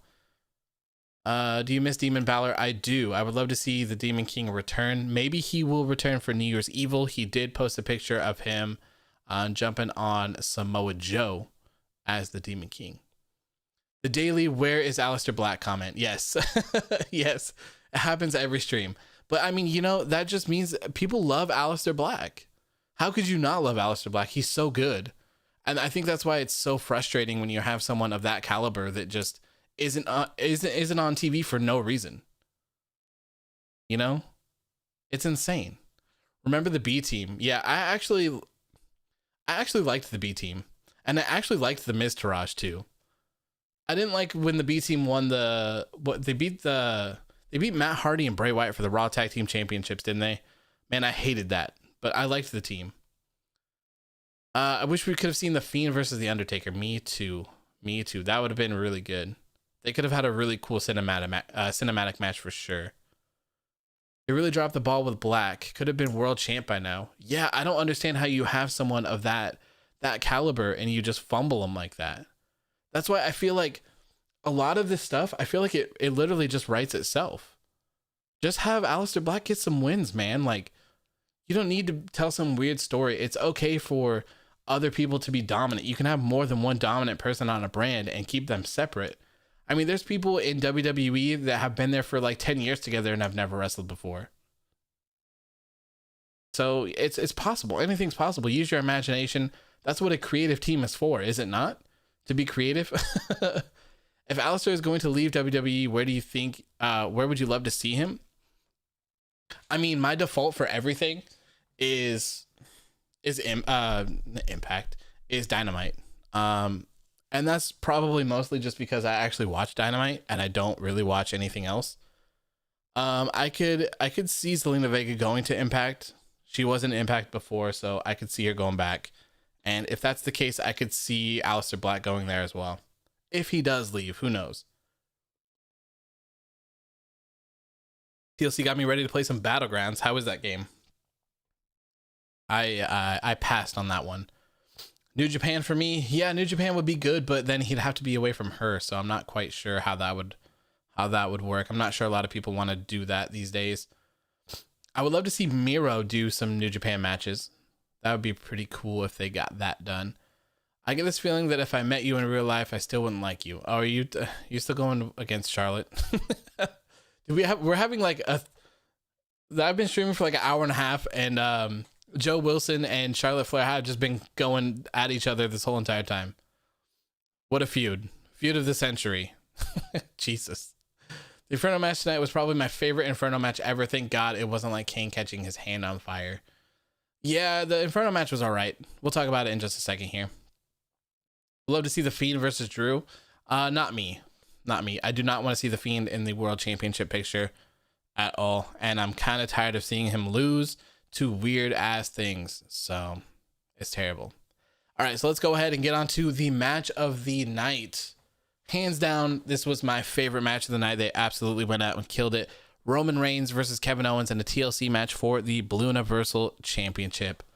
Man, this was a good one. This was a real good one. This is what I want to point to when everyone tells me that they're like, hey, this Raw was amazing. I want to be like, hey, did you watch TLC? Go back and look at this Roman Reigns and Kevin Owens match. This is a match right here. This match was incredible. And I get why they put The Fiend and Randy Orton last now. But man, this would have been a fantastic ending to the show. Fantastic. Bala says, hi. Hello, Bala. Welcome to the stream. Hope you're doing good. Hope you are doing good. Jay just had to get involved. Yeah, I mean, we were expecting it. Cross Devil says, sup, dog. Huge fan. Thank you. I appreciate that. I really appreciate that. We are talking about Roman Reigns and Kevin Owens right now. I think they need to make new pay-per-view. I'm sick of seeing the same names for pay-per-views over and over besides Royal Rumble and WrestleMania. Yeah, PWR, that'd be cool, dude. Like if they had like your WrestleMania, your Royal Rumble, your Survivor Series, and then I don't know, maybe something else, and then all of the other ones were different every year or kind of rotated through. I think that'd be cool. That'd be a huge difference. I think that'd make a huge difference as well. And I think I would really love to see them bring back unique sets. It really sucks to see everything just be the same all the time. Everything's always the same. It's just the graphics are different. You know, the LED boards are different. So I would love to see them shake it up on stuff like that. Sub AEW fan base, glad to be a part of the community. Glad to have you here, my friend. Glad to have you here. Green Thumb says, what happened to Bliss? I think she was filming something with Charlotte. So I'm not quite sure. I mean, if Charlotte was here, obviously they must be done. Unless she had to do some other things. Also, I don't really think she could have played that big of a role in this match. You know, it was fire. So would have been dangerous. I'm assuming The Fiend wouldn't have wanted her in there at all. I loved Great Balls of Fire pay-per-view. Yeah, there you go. Have some rotate them out. Just have, you know, a different feel. It's just not the same thing over and over and over. And especially when you have a bad pay-per-view. Like, what was it? Payback? Was Payback really bad this year? I think it was. You know, when you have stuff like that, it kind of puts a bad taste in your mouth. And you just kind of don't want to watch the next one. It's like, oh, this one last year was so bad that, like, I don't want to watch it. When do you think the Saudi shows will come back? Probably not anytime soon. We're still in a pandemic, so especially for the US. So I don't think anyone wants any US people on their soil at the moment. The show was pretty good for WWE standards as of late, but why kill The Fiend? Legit, what do you do with the character now? Glad that you just joined the stream, Angel, and glad that you asked that question. We will be getting into it in just a moment here after we talk about this Roman Reigns and Kevin Owens match. That's how we will be closing out the show tonight, with some Fiend talk. The Fiend. Elimination Chamber is my favorite. Elimination Chamber is a cool one as well. Bring back Taboo Tuesday. I think something like a Cyber Sunday kind of pay-per-view or something would be cool if it was all based on the internet. Like if the internet was in complete control of the pay-per-view or something to a certain extent, I think that'd be really cool. Like you had Drew McIntyre versus like 10 people that you could pick from, and people could just go on the website and vote for it or something. And then you could do the tag team matches. Like you could have it all be voted by the people or something like that, or just something along the lines where you have the internet involved in being like a cyber thing. I think that'd be really, really cool. Green Thumb says, bring back the bra and panties match. I don't think those will ever return, man. I don't think that'll ever happen. They've gone too far. That's not really what the women's division is anymore. And also they've they've really created themselves or branded themselves to be family friendly. So I don't see them making any drastic changes like that. Plus, I think it would be a huge setback for the women on this company. I think that they don't want to do that shit. So I think that would be, I don't think that would be a good decision for them. I don't think so. Is it me or Charlotte dropped a few pounds? Yeah, she looks a little different. I know that she got her breast reduction, I think. But she does look a little thinner. Definitely does. Let's see here. Roman's versus Owens kicks ass, man. Finish was a wee bit weak, but both men looked absolutely great. Yeah, man, it was so good. This was easily my favorite match of the night. They beat the living hell out of each other, and they definitely played off the whole thing that they did on SmackDown as well, where Kevin Owens just, he's unkillable. Like, you cannot kill this man's. You forgot the bleep? What did I say? Here. There you go. There's just a random bleep for no reason. I love how they just continued the SmackDown thing where they're like, Kevin Owens, he's gonna die. He's gonna win the Universal Championship or he's gonna die trying. That's what's going on. So I really like that they continued that here. Kevin Owens got his ass beat for a long time by not only Roman Reigns but also by Jey Uso, and he didn't stay down. He didn't stay down at all. He was always right back up, ready to get back into it. He was always there, ready to beat some ass and throw down as well. And man, it was crazy how many times Kevin Owens got close to becoming the Blue Universal Champion tonight. I was hyped. I was hyped for every time. And you know what they didn't do?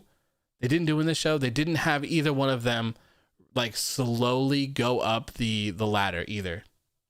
They all like got straight to the point and got up and were like slowly reaching. They didn't take one step and try to grab it or anything like that. They didn't do anything stupid. They kind of got right down to business, which I really can admire. I hate it when they do stuff like that. Oh, I'm dropping frames. Why am I dropping frames? YouTube is not receiving enough video to maintain smooth streaming. As such, viewers will experience buffering. Why is my internet crapping out, man? Don't believe anything. It's honest and spur of the moment, pure emotion. I just do it just because I can. Just because I have the ability to. I just think it's funny. Okay, frames are not dropping anymore. We should be good to go. So yeah, I was super, super hyped when Kevin Owens was like super close to getting it. And I was at the point where I was like, damn, you know what? I'm not mad if he wins. I would love to see him win the championship. So I was happy either way. I think this match was fantastic. It was easily the match of the night for me. Roman Reigns looks fantastic. Kevin Owens looks fantastic too. I'm not sure where to go after this for either of them, to be honest. I'm not sure who should step up to Roman Reigns. I guess you could do Daniel Bryan. I would assume Daniel Bryan versus Roman Reigns sounds like it would be a very good feud. Charlotte Flair says, why did you rate my return as 0? Just because it was random. It was a random return. It took away from the story. The story was all about Lana. If there's no Lana, then there is no story. There is no match. So it just didn't make sense. And I feel like if you're going to return, then there should be some sort of wins and losses. There should be some sort of building up. I don't think people should just be returning and getting championships.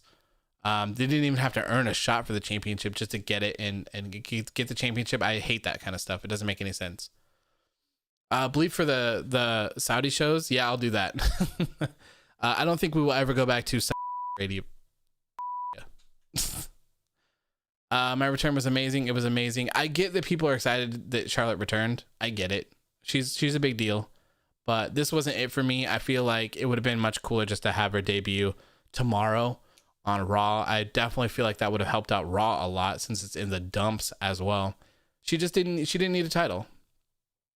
She doesn't need the title at all. She doesn't need it. She's Charlotte Flair. That's the problem.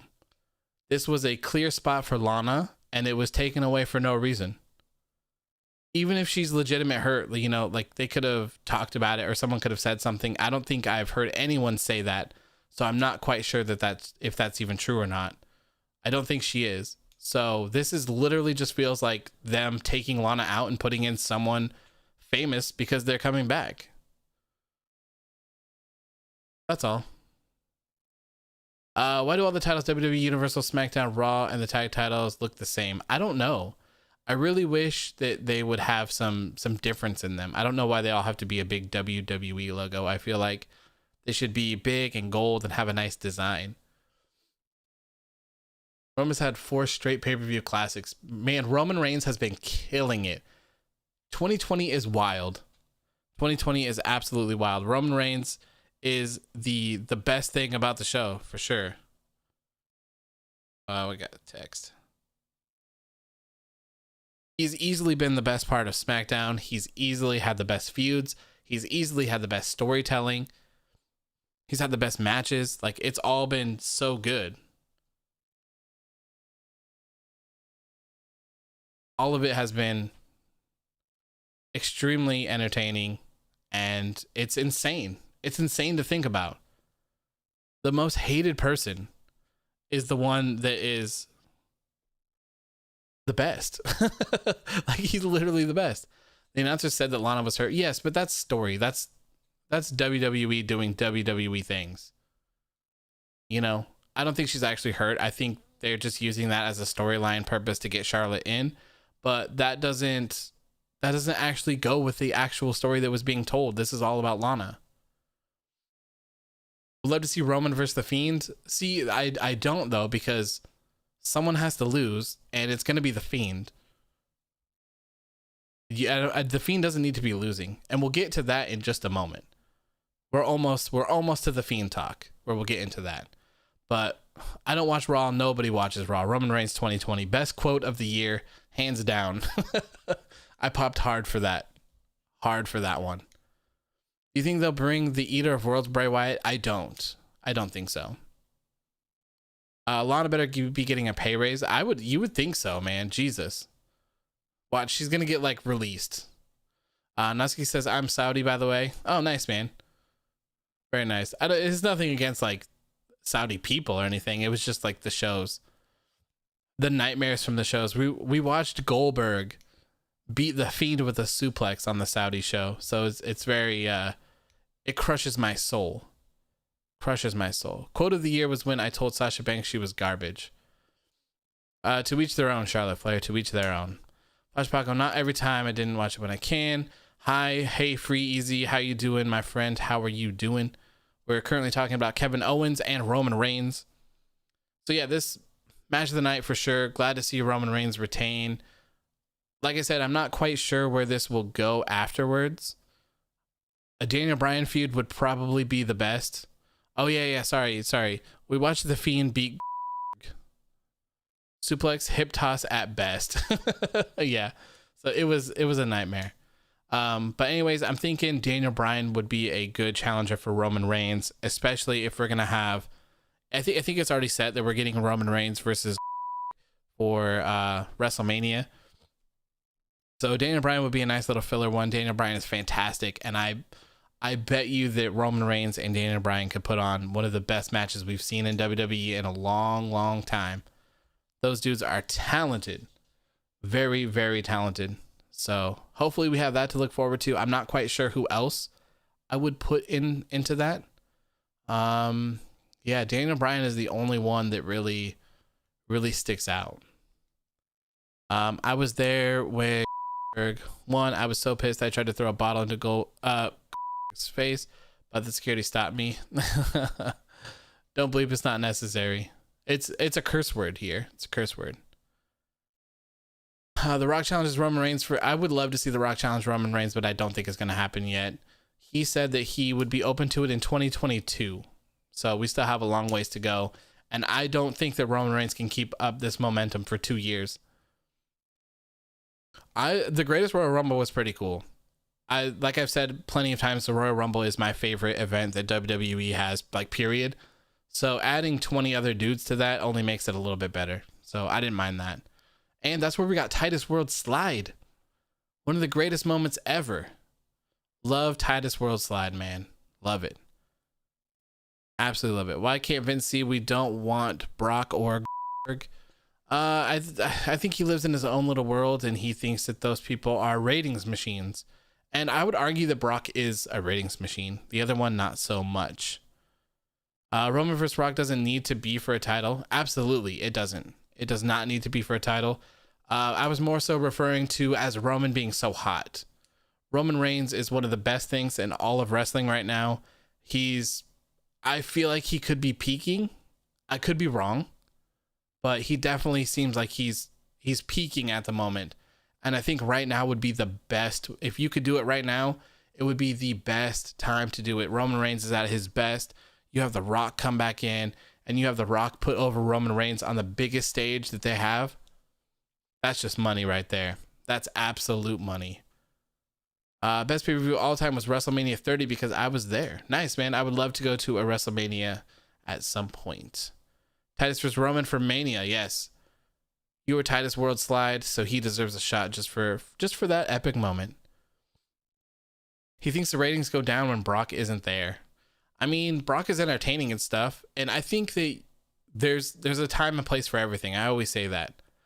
I don't have any problem with Brock or even being there, to be honest. It's just, don't have him in the world title match. Don't have him in the main events. These people don't need titles. They don't need belts. They don't need title reigns. Like, why? Have them put over younger people. If Brock wants to come back for a couple months, have him come back for a couple months. Maybe do a couple promos, have a match or two, and call it a day. You know? Who says he needs to win the world title and be the champion for a year and a half? Like, we don't need that. So Roman is unstoppable now, and make The Rock return. Stop him. I think it's kind of pointless. The Rock doesn't need the W. No, The Rock wouldn't win. The Rock wouldn't win. Roman Reigns would 100% win. Marco says, hey, bro, sorry, I got to head out. I got to work. Continue the hard work. Thanks, man. I appreciate it. We're about to get to the Fiend, but hopefully I'll see you tomorrow for the Raw post show. Any more Brock and R-Truth? Yeah, those were some good moments. Brock was really good for the Royal Rumble. I had a lot of fun with that. What happened to Rowan and the spider in the box? Eric Rowan got released, man, and they stopped that in a second. After they debuted the spider, it was over. They had someone crushed the spider. I can't remember who it was, but it was Drew McIntyre. I think. If I remember correctly, it was Drew McIntyre. Squashed the spider, and then we never saw him, and then Rowan got the future endeavors. Let's see. For sure, I'll be there. Thanks, man. I appreciate it. Have a good day at work, my friend. See you tomorrow. There's an article saying people in the WWE think that NXT wrestlers can't be stars in the main roster. That's messed up. That is messed up. There's a ton of people in NXT that could certainly be stars. Absolutely. You're trying to tell me that Tommaso Ciampa can't be a star? Johnny Gargano, Damian Priest, Keith Lee, I would argue. Anyone from Undisputed Era? Io Shirai? Rhea Ripley? Like, come on. AOW, did you remember I pinned? Yes, I remember, Charlotte. I remember. If The Rock couldn't stop Roman, then who could? I don't know. I have no idea who will dethrone Roman Reigns. I have absolutely no idea. Big E would be a cool choice. Kevin Owens, I guess, would be a cool choice. Daniel Bryan. I don't know. Vince McMahon says, I'm back after booking some matches for Raw tomorrow. Well, fantastic. Worst debut, Rowan, Spider, or Retribution? Retribution by far. I cannot stand Retribution at all. I think it's one of the worst things that I've seen. Seth Rollins can beat Roman. Yeah, Seth is on Raw, though. Oh, no, he's not. He's on SmackDown. Seth return? Seth return would be interesting. Okay. You're onto something, Will. You are onto something. Unrelated question. Who is your favorite member of Undisputed Era? For me, it's Kyle O'Reilly. I mean, I would go with Adam Cole, probably. My second would be Kyle O'Reilly. What about Jimmy Uso? I would love to see Jimmy Uso return and just team up with Roman and Jay. I think a heel bloodline would be so good. Throw the tag team titles on them. Have them just run the entire show from start to finish. That would be absolutely amazing. Absolutely amazing. Tommaso Ciampa said himself he'll quit if they call him up. Yes, he did, Jay. But he also did get called up for a very brief period of time. Very brief. So I don't know. I don't think they would treat any of them right, but I do think that if they were booked correctly, I think they'd be stars. Easily, I think they'd be stars. Karrion Kross, absolutely. He's another one that could be a star as well. I don't see him coming up anytime soon. By the way, Detective AOW, I knew you gave Kayla Braxton that Sami audio. Shh. You heard nothing. Let's keep that between you and me. Shh. If you ask me, I think The Fiend should be the one stopping him. I mean, it all makes sense. He took the championship from The Fiend. But The Fiend is on Raw now. Fiend is on Raw now. I mean, I'm sure that they could easily move people over, but I don't want to see The Fiend in the title picture at all. Not at all. I don't think he needs it. I think he can do other things, and I think he could just live out his time seeking revenge while The Fiend is still around.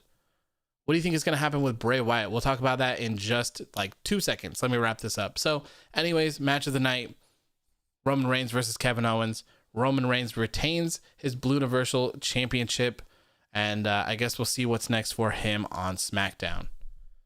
So after that match, we had WWE announce for the Christmas episode of SmackDown that we will see Sami Zayn defending his Intercontinental Championship against Big E. This is fantastic. I could definitely see Big E taking the W on that night and walking out as the Intercontinental Champion. Nothing wrong with that. I think that'd be fantastic. I think Big E would have a nice little reign for it. They've certainly been pushing him up for it, so should be pretty cool. The title is the thing that ruined The Fiend. Absolutely. Absolutely. I think we would be in a completely different story if he never challenged. I mean, imagine if that Seth Rollins thing never happened. Imagine if the thing didn't happen. Imagine if the Roman Reigns coming back thing didn't happen. I think he would be completely fine. I hate that the Roman came back, the fans cheered for him, and now the fans hate him. Everyone loves Roman Reigns. He's the best part. He's fantastic heel. I think Wyatt will get a new gimmick. It's very possible. If he can start his new stable and have him lead someone to that stable, become world champion, maybe. I think they definitely need to change it up with him a little bit. We need Stone Cold to come back as a guest general manager for a night. I would just love a general manager figure, period. I don't care who it is, but just have one. Every time the Fiend loses, I cry. I hate how they shit on him. Do you think he returns, or is the Fiend gone? I don't think he's gone. The Fiend getting stale, question mark, says Taj. A little bit. I think that we've seen the Fiend do the same thing over and over and over again since his debut. They haven't really changed up the formula with the Fiend at all. He's lost some key matches that I don't think that he should have lost, and it kind of sucks. I think that the Fiend could be in an entire different category that he's in now had he been booked correctly. I don't think he ever needed a world championship reign, ever. I think he would have been completely fine without those.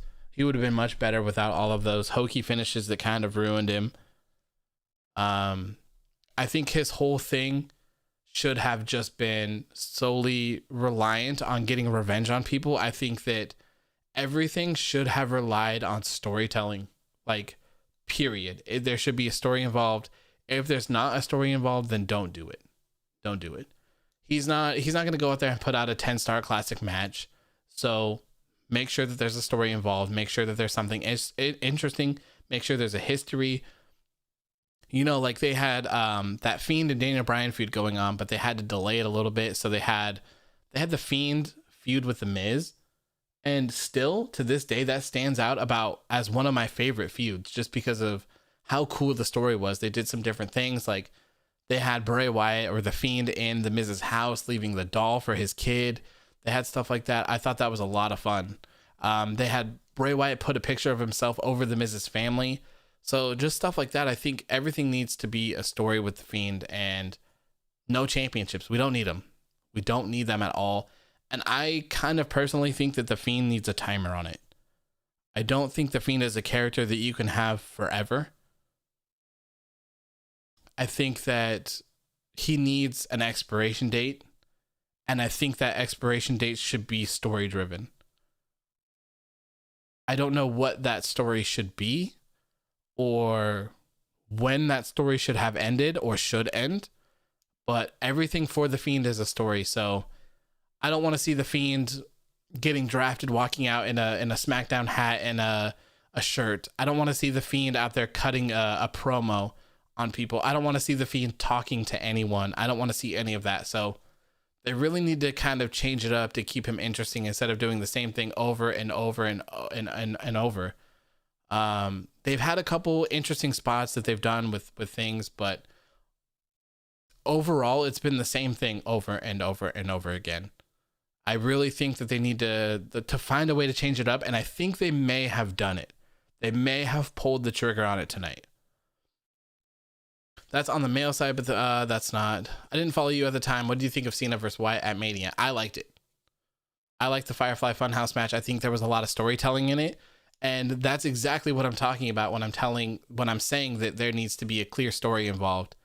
Even in that match, there was a clear story involved. There was Wyatt getting the win over Cena when he should have back in the day. So you have these clear things. Like The Fiend, he needs that. Like, that's how you drive The Fiend. That's how he's cool. That's what makes him special.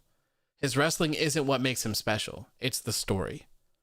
So, like I was saying, the Fiend needs to be 100% story driven, period. No matter what it is. If you don't have a story for him, don't have him on TV. I hated when they had The Fiend have an entrance on TV. I hate that. The Fiend should be treated very special. He should be treated completely different than anything else.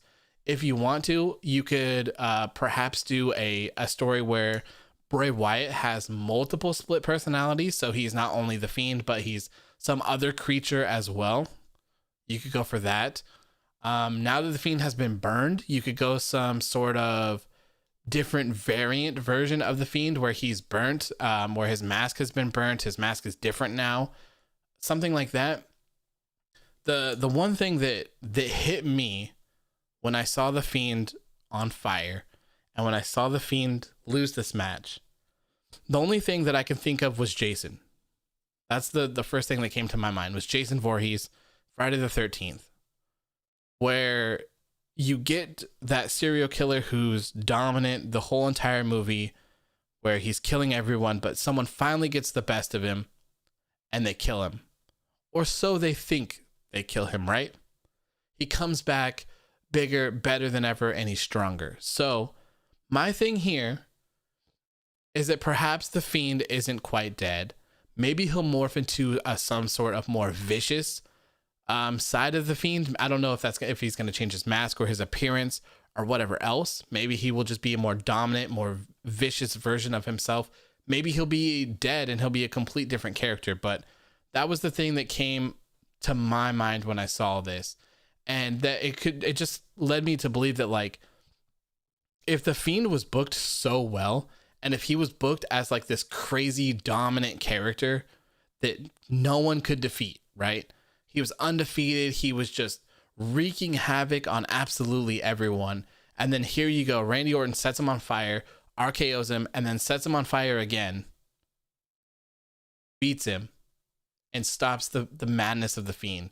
I think that would be such a cool story. That would have been so cool, especially when you have Randy Orton as the one to do it. He's the one that burned down Sister Abigail's place, and now he's the one that stopped The Fiend. He burned him. He's dead. He's over with. He's done. It would have been really cool.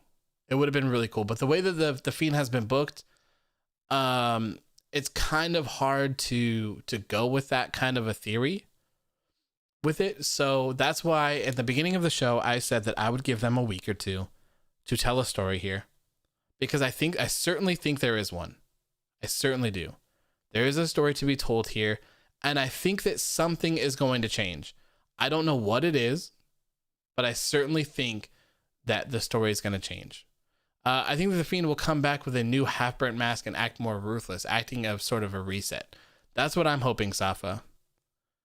That's what I'm hoping for. I'm hoping that It's kind of a reset to redo things with the Fiend, and changing it up a lot, I think would be very beneficial. He needs to do something else. It can't just be Firefly Funhouse videos and then a match at a pay-per-view. It's the same formula over and over and over. It can't be the same thing where the Fiend pops up behind you while you're cutting a promo. It needs to be different. There needs to be some changes for things. Like maybe he could torment people backstage by doing things. I can't remember exactly when it was. Ken says, "Hey, I'm back. You're still here?" Yes, we're talking about the Fiend right now. We're talking about the Fiend. So I was really hoping, I can't remember who it was. I want to say that it was Sami Zayn, right? But someone was like hanging upside down backstage, and I was like, holy shit, that's the Fiend. So it would be really cool if the Fiend did stuff like that. Like if he was beating people up backstage, if he was like hanging people backstage, like doing weird, like these really weird things. And especially with his, the post that he just made, kind of that looked like a caterpillar kind of, and then going into like a cocoon. You could even have him like beating people up and then like wrapping them up in some sort of thing, to where he's helping him evolve or helping him change. You could do stuff like that. I think the thing about the Fiend is that he's like a weird killer evil clown thing, right? So he can do anything. He can do absolutely anything. So if you want to change someone from a heel to a face, use the Fiend.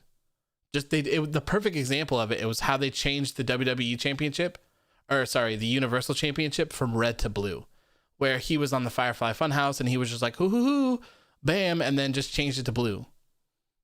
So he can be used for all sorts of stuff like that, for changing things. He should be used for doing all sorts of stuff like that. You could really double down and make things move a lot faster when you had the Fiend doing his like magic or his weird things that he can do. How about a mixed tag match team with Alexa Bliss and the Fiend? I wouldn't mind that. I wouldn't mind it at all. I think one of the rumored matches for WrestleMania is the Fiend and Alexa Bliss versus Edge and Beth Phoenix. I'm not sure how deep that is or how solid that is to happening, but it was pitched at some point. What if the Fiend created a stable and they interfered in every match, kind of like NWO used to?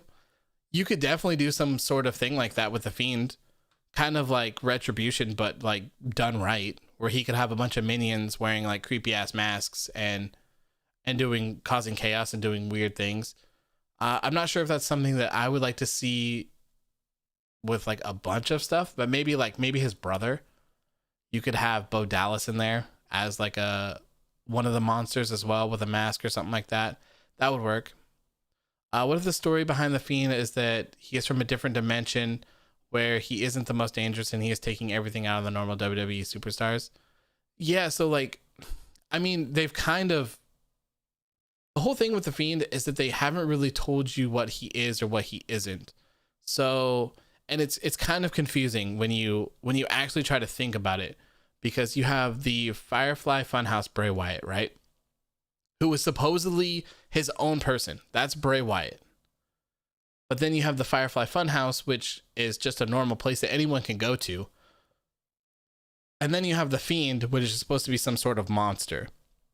So from what I've always understood was that the Fiend is the new incarnation of Bray Wyatt, and that's what he is today. The Fiend is Bray Wyatt. And then in my mind, what I had was Bray Wyatt and the whole Firefly Funhouse thing was kind of in Bray Wyatt's, or in the Fiend's mind, if you will, for him trying to keep his sanity, trying to not be the monster that he is, doing the things that he is. So just trying to keep that balance, you know, but he's absolutely the Fiend and he's just insane. He's just lost his mind. I've always thought that until I saw, Seth Rollins show up at the Funhouse and stuff like that. So I don't know. There's so many different ways that they could go with this. I hope that there's a story involved. I wouldn't mind a changed mask or anything like that. Kind of like Su Yung with the bridesmaids. Yeah, that would work. Just a couple, not a lot though. These Fiend ideas are amazing. I'll start thinking about them. Thanks, Vince. You're welcome. Go ahead and send me a 6-figure check while you're at it, please. I'd appreciate it. You the best. What if we erase the Fiend forever and get a new gimmick? I'm not mad at that either, Tanver. Not mad at that either. I think that could be something that happens. Maybe on Raw, we're just going to see Bray Wyatt for a little bit. Maybe we'll just see some Funhouse stuff saying like, you know, mourning the Fiend. Like, I can't believe you killed him. I can't believe you found his only weakness. I can't believe you did this or that or blah, blah, blah, blah, blah. And then, but like, you know, you may have beat him, but someone else is coming. You shouldn't have killed the Fiend because now you've unleashed blah, blah, blah. You know, there's tons of stuff that you could do. A new character, I wouldn't mind. I wouldn't mind a new character. I think that'd be pretty cool. PWR says, hey, question, is Braun Strowman injured? I haven't seen him in the last couple of weeks. I'm not sure if he's injured or not. But he headbutted everyone's favorite authority, not so authority figure, Adam Pearce. He ended up headbutting him, and he's suspended currently, story-wise. The fact that we can talk this deep about a wrestling character is proof that this is very promising. Yeah, I mean, The Fiend is arguably one of my favorite characters that I've ever seen in wrestling history. The lore goes so deep, and I think that Bray Wyatt could tell a story with anything. And honestly, even if whenever Bray Wyatt's done wrestling, or even if he just wants to take a break and do some other stuff, I would absolutely love to see him make a movie or like some sort of horror book thing with something like that. Like, oh man, it would be so cool to hear like the story of Sister Abigail and like all the lore behind it, and then how the Fiend fits into it and all of the stuff like that. I think that would be so cool. So cool. I think he said that he has interest in making a horror movie based around the Fiend as well. So like, if someone has the money and they want to do that, please, for the love of God, do that. I want to watch that so bad. I think it's so good. There's so much story to be told, and his creativity is incredible. Like, they should hire Bray Wyatt to do creative for the entire show. They really should, because this man is a goddamn genius, an absolute genius. The whole like Eater of Worlds stuff was so good. The Sister Abigail stuff was so good. This Fiend stuff is so good. So good. I just feel bad how both his characters failed miserably. Yeah, it really sucks, Tanfair. It really does. I think like the Fiend should have been righting all the wrongs from Bray Wyatt. And it seemed like they were doing that at the beginning, especially with like the John Cena match and stuff. But they've made so many bad decisions with him, and I don't understand why. When you have something that's so hot like this is it. Like, this is the peak character. So it's really a shame. And they even acknowledge it. They have so much merch for him. The Fiend, he has so much merch. He has plushies. He has replica belts for his own. He has masks. He has ornaments. He has like a book thing, a box. He has fanny packs, like replica masks, everything. Like, you name it, this man has it. They're selling gloves for him. So like, obviously he's a top seller. I don't know why they treat him the way that they do. It's insane. Remember Bray's Insta post asking if anyone in the Tampa area could make his car into a monster truck for Mania? Shame we didn't have a big Mania. Oh, I know. That would have been so cool. I wonder what they were planning for that. They should hire you too, Mr. AOW. I wish, man. I wish. I really wish that, like, I mean, even not me, but even just someone that has like a creative mind that could come up with stuff. Even like the post today from WrestleVotes that said that they came up with ideas for the Miz's cash in, and just they were all trash from everyone. It's like, why? Like, how? It's literally your job to come up with stories for this company. How are you so bad at it? You guys should all be fired. I can only imagine how we would write other stars with this creativity. It'd be so much fun. So much fun. We didn't see that much change in Braun when he was feuding with the Fiend. He only got a haircut and started wearing gear like if he was a former Marine. Yeah. That is the truth. That is the truth. Man looks like he's on break from building someone's house at a construction zone or something. Tomorrow's Raw should just be people looking at Randy Orton all weird and Randy just coping with what he did. I mean, he didn't really seem ashamed of what he did. He was doing the signature pose afterwards. So hopefully, I don't know. I think there's a story to be told, and I hope that they start it tomorrow. I really hope they do. It could be good. That's why I'm not gonna really talk down on him about it, because I have faith. I really do. And my faith isn't in WWE or Vince or their creative team or Bruce Pritchard. My faith is for Bray Wyatt. The guy is incredibly talented. Obviously, we've seen his creations play out on WWE TV. So my faith is in him completely. I think that he's really one of those people that can take lemons from WWE and turn them into lemonade. He seems to be one of the only few people that can do that. So I have faith. And if there is no story, then we'll definitely talk about this, about the burying of the Fiend. But I don't think that's what this was. I do not. I hate King Corbin thing. Was needed a new king with Booker T. It was funny, but with Corbin, it's just dumb. Yeah, PWR. I can't stand it. I cannot stand it. And the worst thing about all of it is the music. I can't stand the music. How it goes in and out from his theme and the King theme. It should just start off with that and then just go to his music or something, because it's just terrible. Damn you, Randall. Why do you have to kill him? I know, man. The Fiend. No. I hope they actually address this on Raw and not just leave it. I'm sure they will, Safa. This was a huge thing, and it closed out the show, so I'm assuming they'll talk about it. I was so happy to see the Hurt Business finally win the tag team championships. Me too, man. That was incredible. I just hope that they don't fight the New Day tomorrow on Raw. That would be the downside. I don't think we can call the Fiend ruined. I mean, look how many mishaps they've happened with him, and how he's still the most talked about after an event like this. Yeah, partially I do agree with that, and I think that there's a story being told. That's why I wouldn't call it a burial. I wouldn't. Not yet, at least. I definitely think there's a story being told, and we'll see it be played out. I definitely do. Do you think they will change anything to Raw due to the low viewership? Supposedly. I don't know if that's going to take effect this week or not. The last time that they had a record low viewership, I believe the next week on Raw, we got Raw Underground, and we also got the start of Retribution. So we'll see. Hopefully they do change things up a little bit. I think they can, man. They have such a deep roster that it shouldn't be that difficult for them to make some pivots and make things happen. I definitely think they could do it. Hey Vince, here's an idea. Bring back the Lone Wolf Corbin and get rid of the King gimmick. Yeah, please, for the love of God, bring back the Lone Wolf Baron Corbin. I hate the King thing, and I hate, why are the Knights of the Lone Wolf, like, you can't be a lone wolf if you're with people, you know what I mean? Hell in a Cell, everyone saw the Fiend is capable if you keep kicking out at one. Yeah, I don't know, man. The Fiend has so much potential, and I think that they haven't even tapped into it just yet, to be honest. I think there's a lot to be done.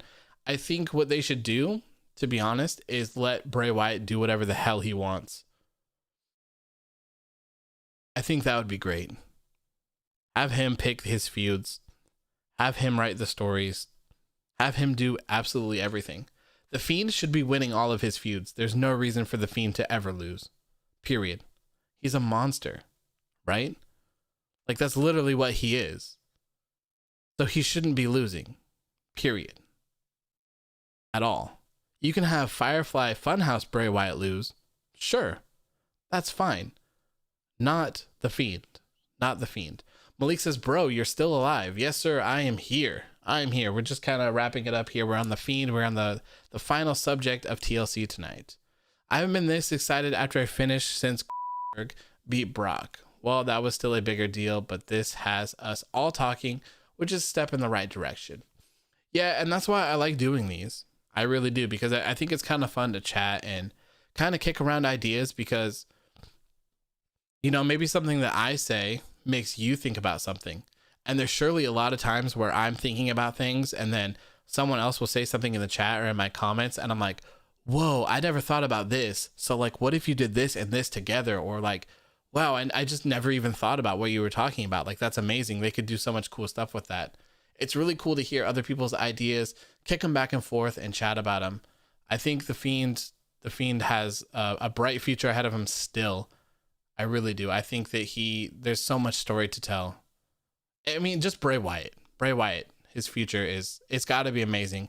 If they do fumble the Fiend again and stuff like that, I really hope that Bray Wyatt would wisen up and leave and go somewhere else, because I can only imagine how crazy Bray Wyatt would be in a different company. I think he would excel. And honestly, I think he would be able to take another company to the next level. If Bray Wyatt went to Impact and did the stuff that he's been doing in WWE with the Eater of Worlds and Sister of Abigail and the Fiend and the Firefly Funhouse, it's stuff like that that transcends your show into other things. So I don't know. We'll see. I disagree. The Fiend finally being overcome should be a big deal, but the fact that Goldberg beat him devalues him. Imagine tonight's finish if the Fiend was hooked and untouchable before. Exactly. That's what I was saying, Ken, about like when I was talking about the whole serial killer thing, where you have Jason in a 2-hour movie where he's dominating everyone, and then at the very end he gets killed, or so they think he was killed.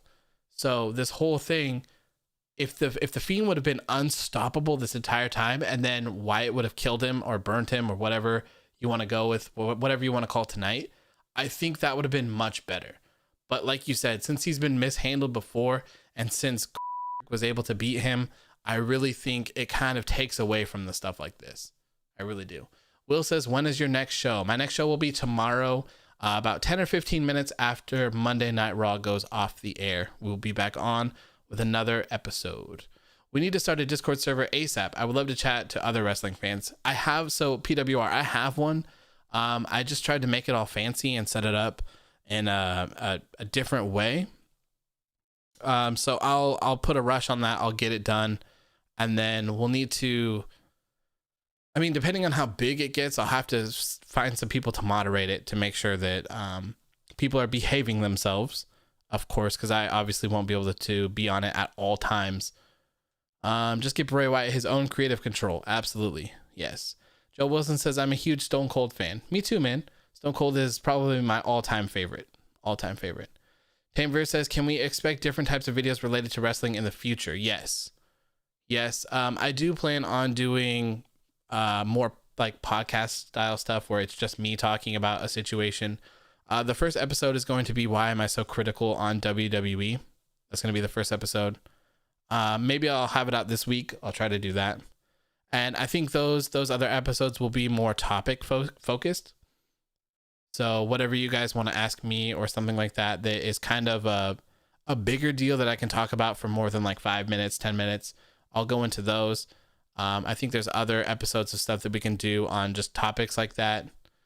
I plan on doing prediction shows in the future. There was supposed to be one yesterday, but unfortunately I got caught Christmas shopping with my fiance's family, so I wasn't able to make it home in enough time. Are you going to do a stream this Friday? I'm glad you asked, Flash. I'm glad you asked. I'm not completely sure yet. I'm not sure. From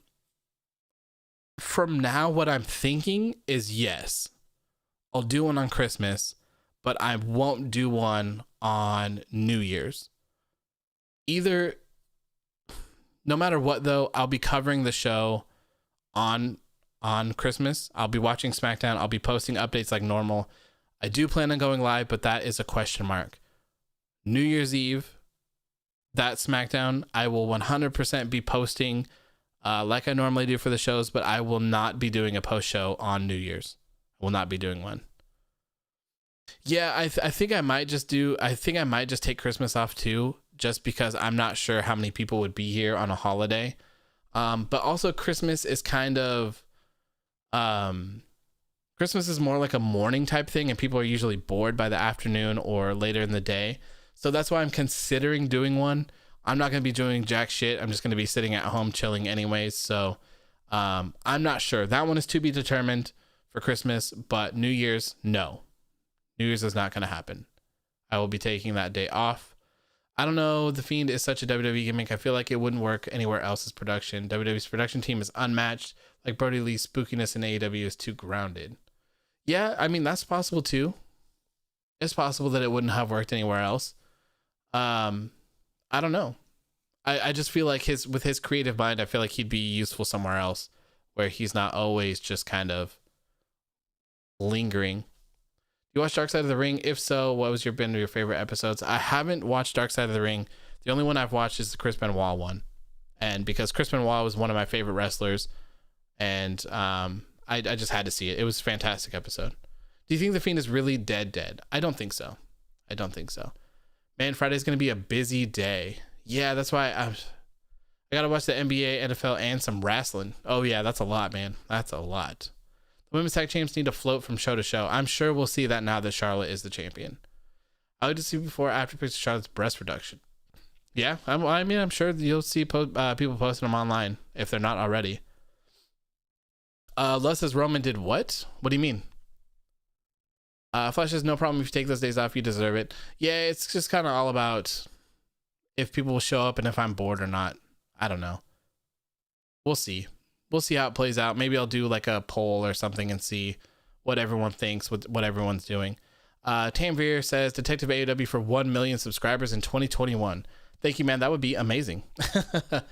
PWR says, hey, I gotta go. I love your streams. I'm excited that I found this channel. It's been really entertaining, and I hope that this channel hits 1 million.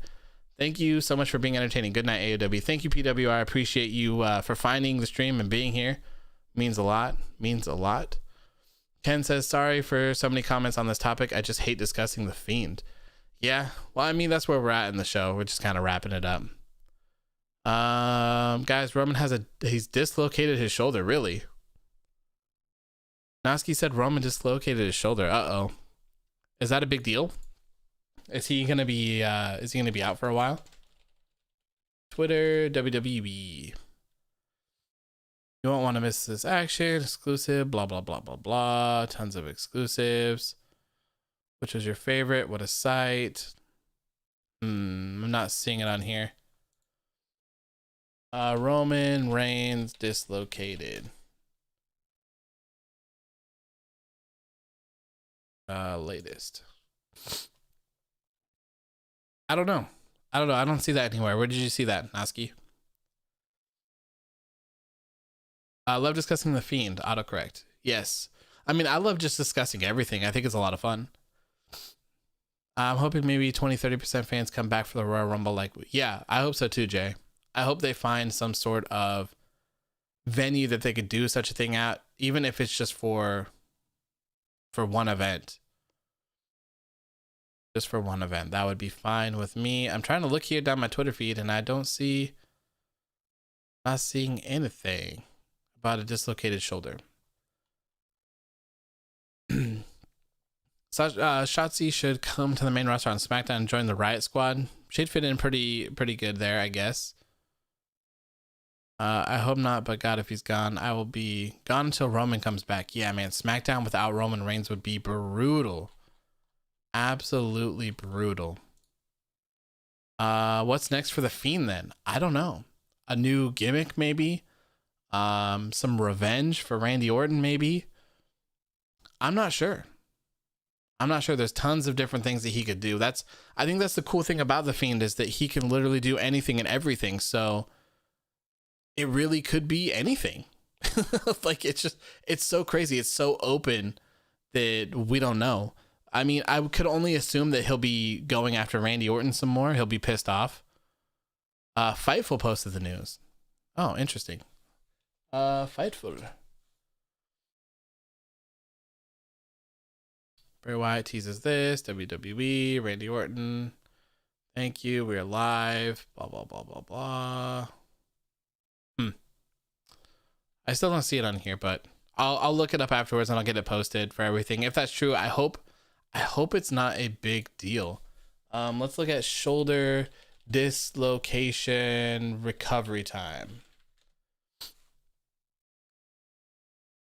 You can stop wearing the sling after a few days, but it takes about 12 to 16 weeks to completely recover from a dislocated shoulder. You'll usually be able to resume most activities within 2 weeks, but should avoid heavy lifting and sports involving shoulder movements for between 6 weeks and 3 months. So that could be pretty bad. And he went like ham into the corner. Yeah, for the spear on the barricade. They said Roman's shoulder could be dislocated on commentary after the spear to the barricade. It was just kayfabe. Oh, okay. Okay, well, hopefully that's not true. Hopefully that's not true. I'll look into it more after I get off here. I've always hated Roman Reigns, but for the first time, he is the reason I watch SmackDown and enjoy the show. I absolutely agree, Tanver. He's the height of SmackDown right now. Charlotte Flair says, "Good night, AOW. See me tomorrow on Raw at 8/7 Central. Me and Asuka will tease our feud next week, and and I will turn good night from the Queen. Woo."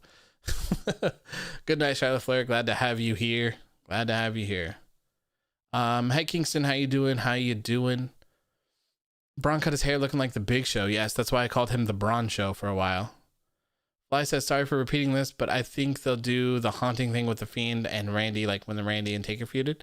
I'm down for that. I think, you know, anything that changes it up to what they were doing before is better.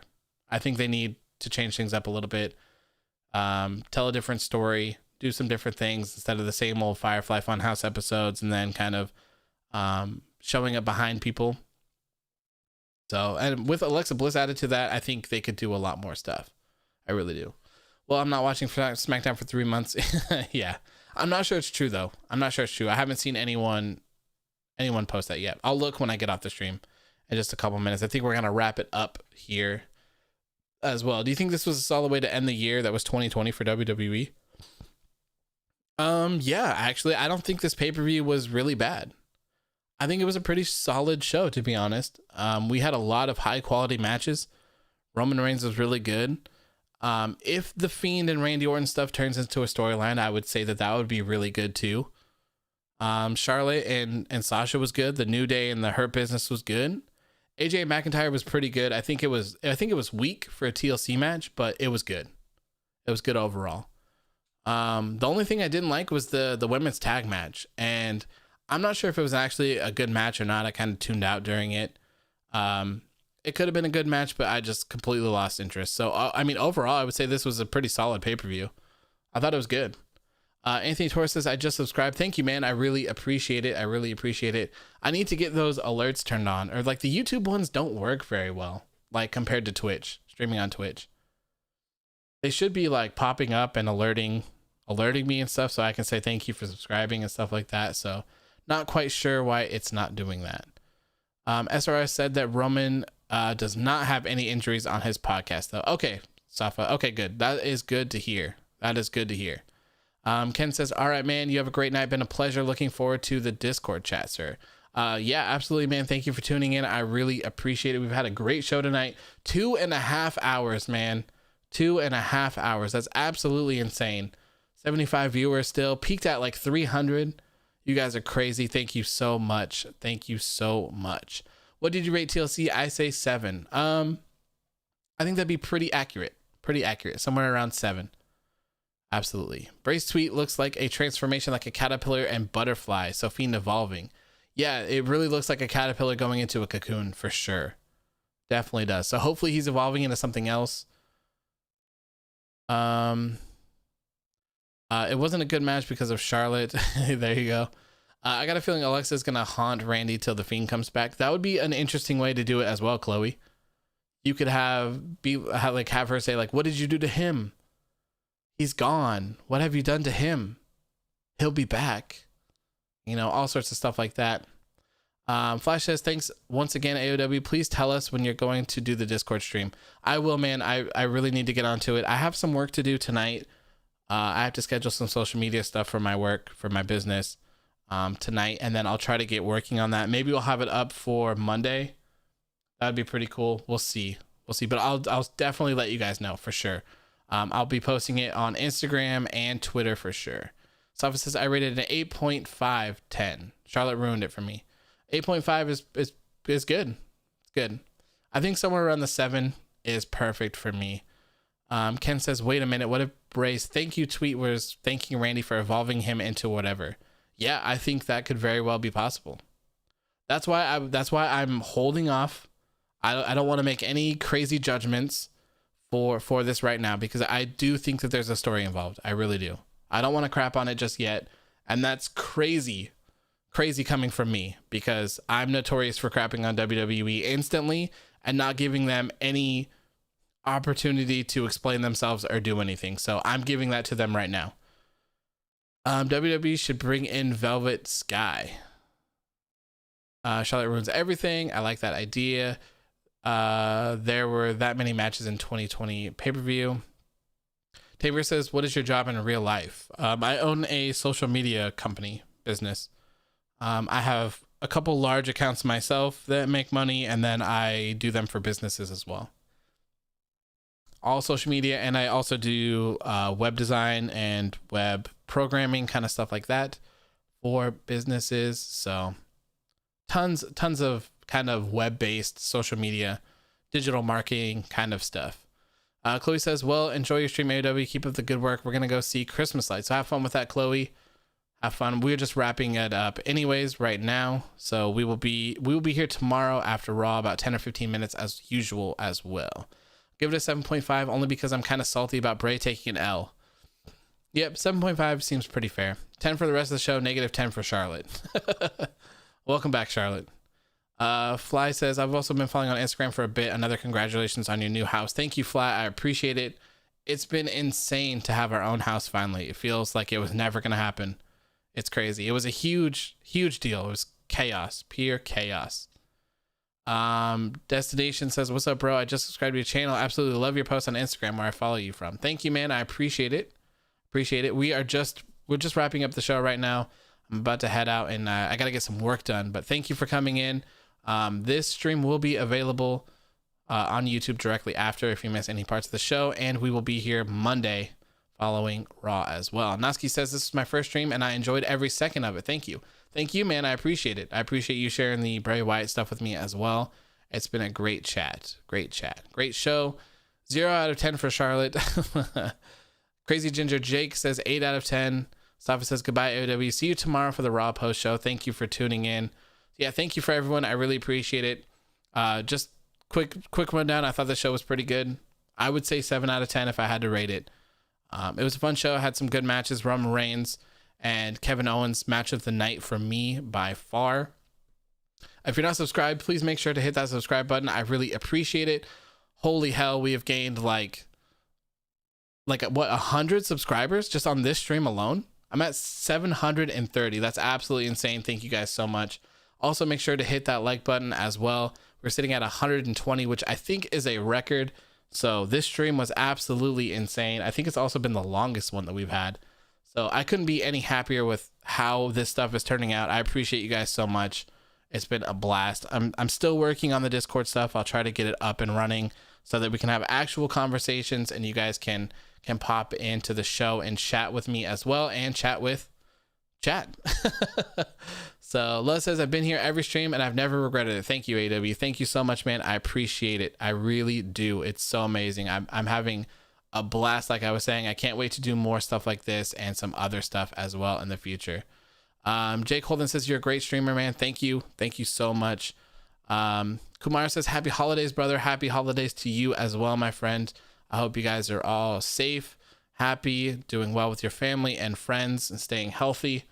So yeah, anyways, thank you all for the stream tonight. I really appreciate it. I'm about to go. I will be here tomorrow on Monday, 10 or 15 minutes after Monday Night Raw goes off air for the AOW Raw post show. Thank you all for tuning in, and I will see you tomorrow. Peace.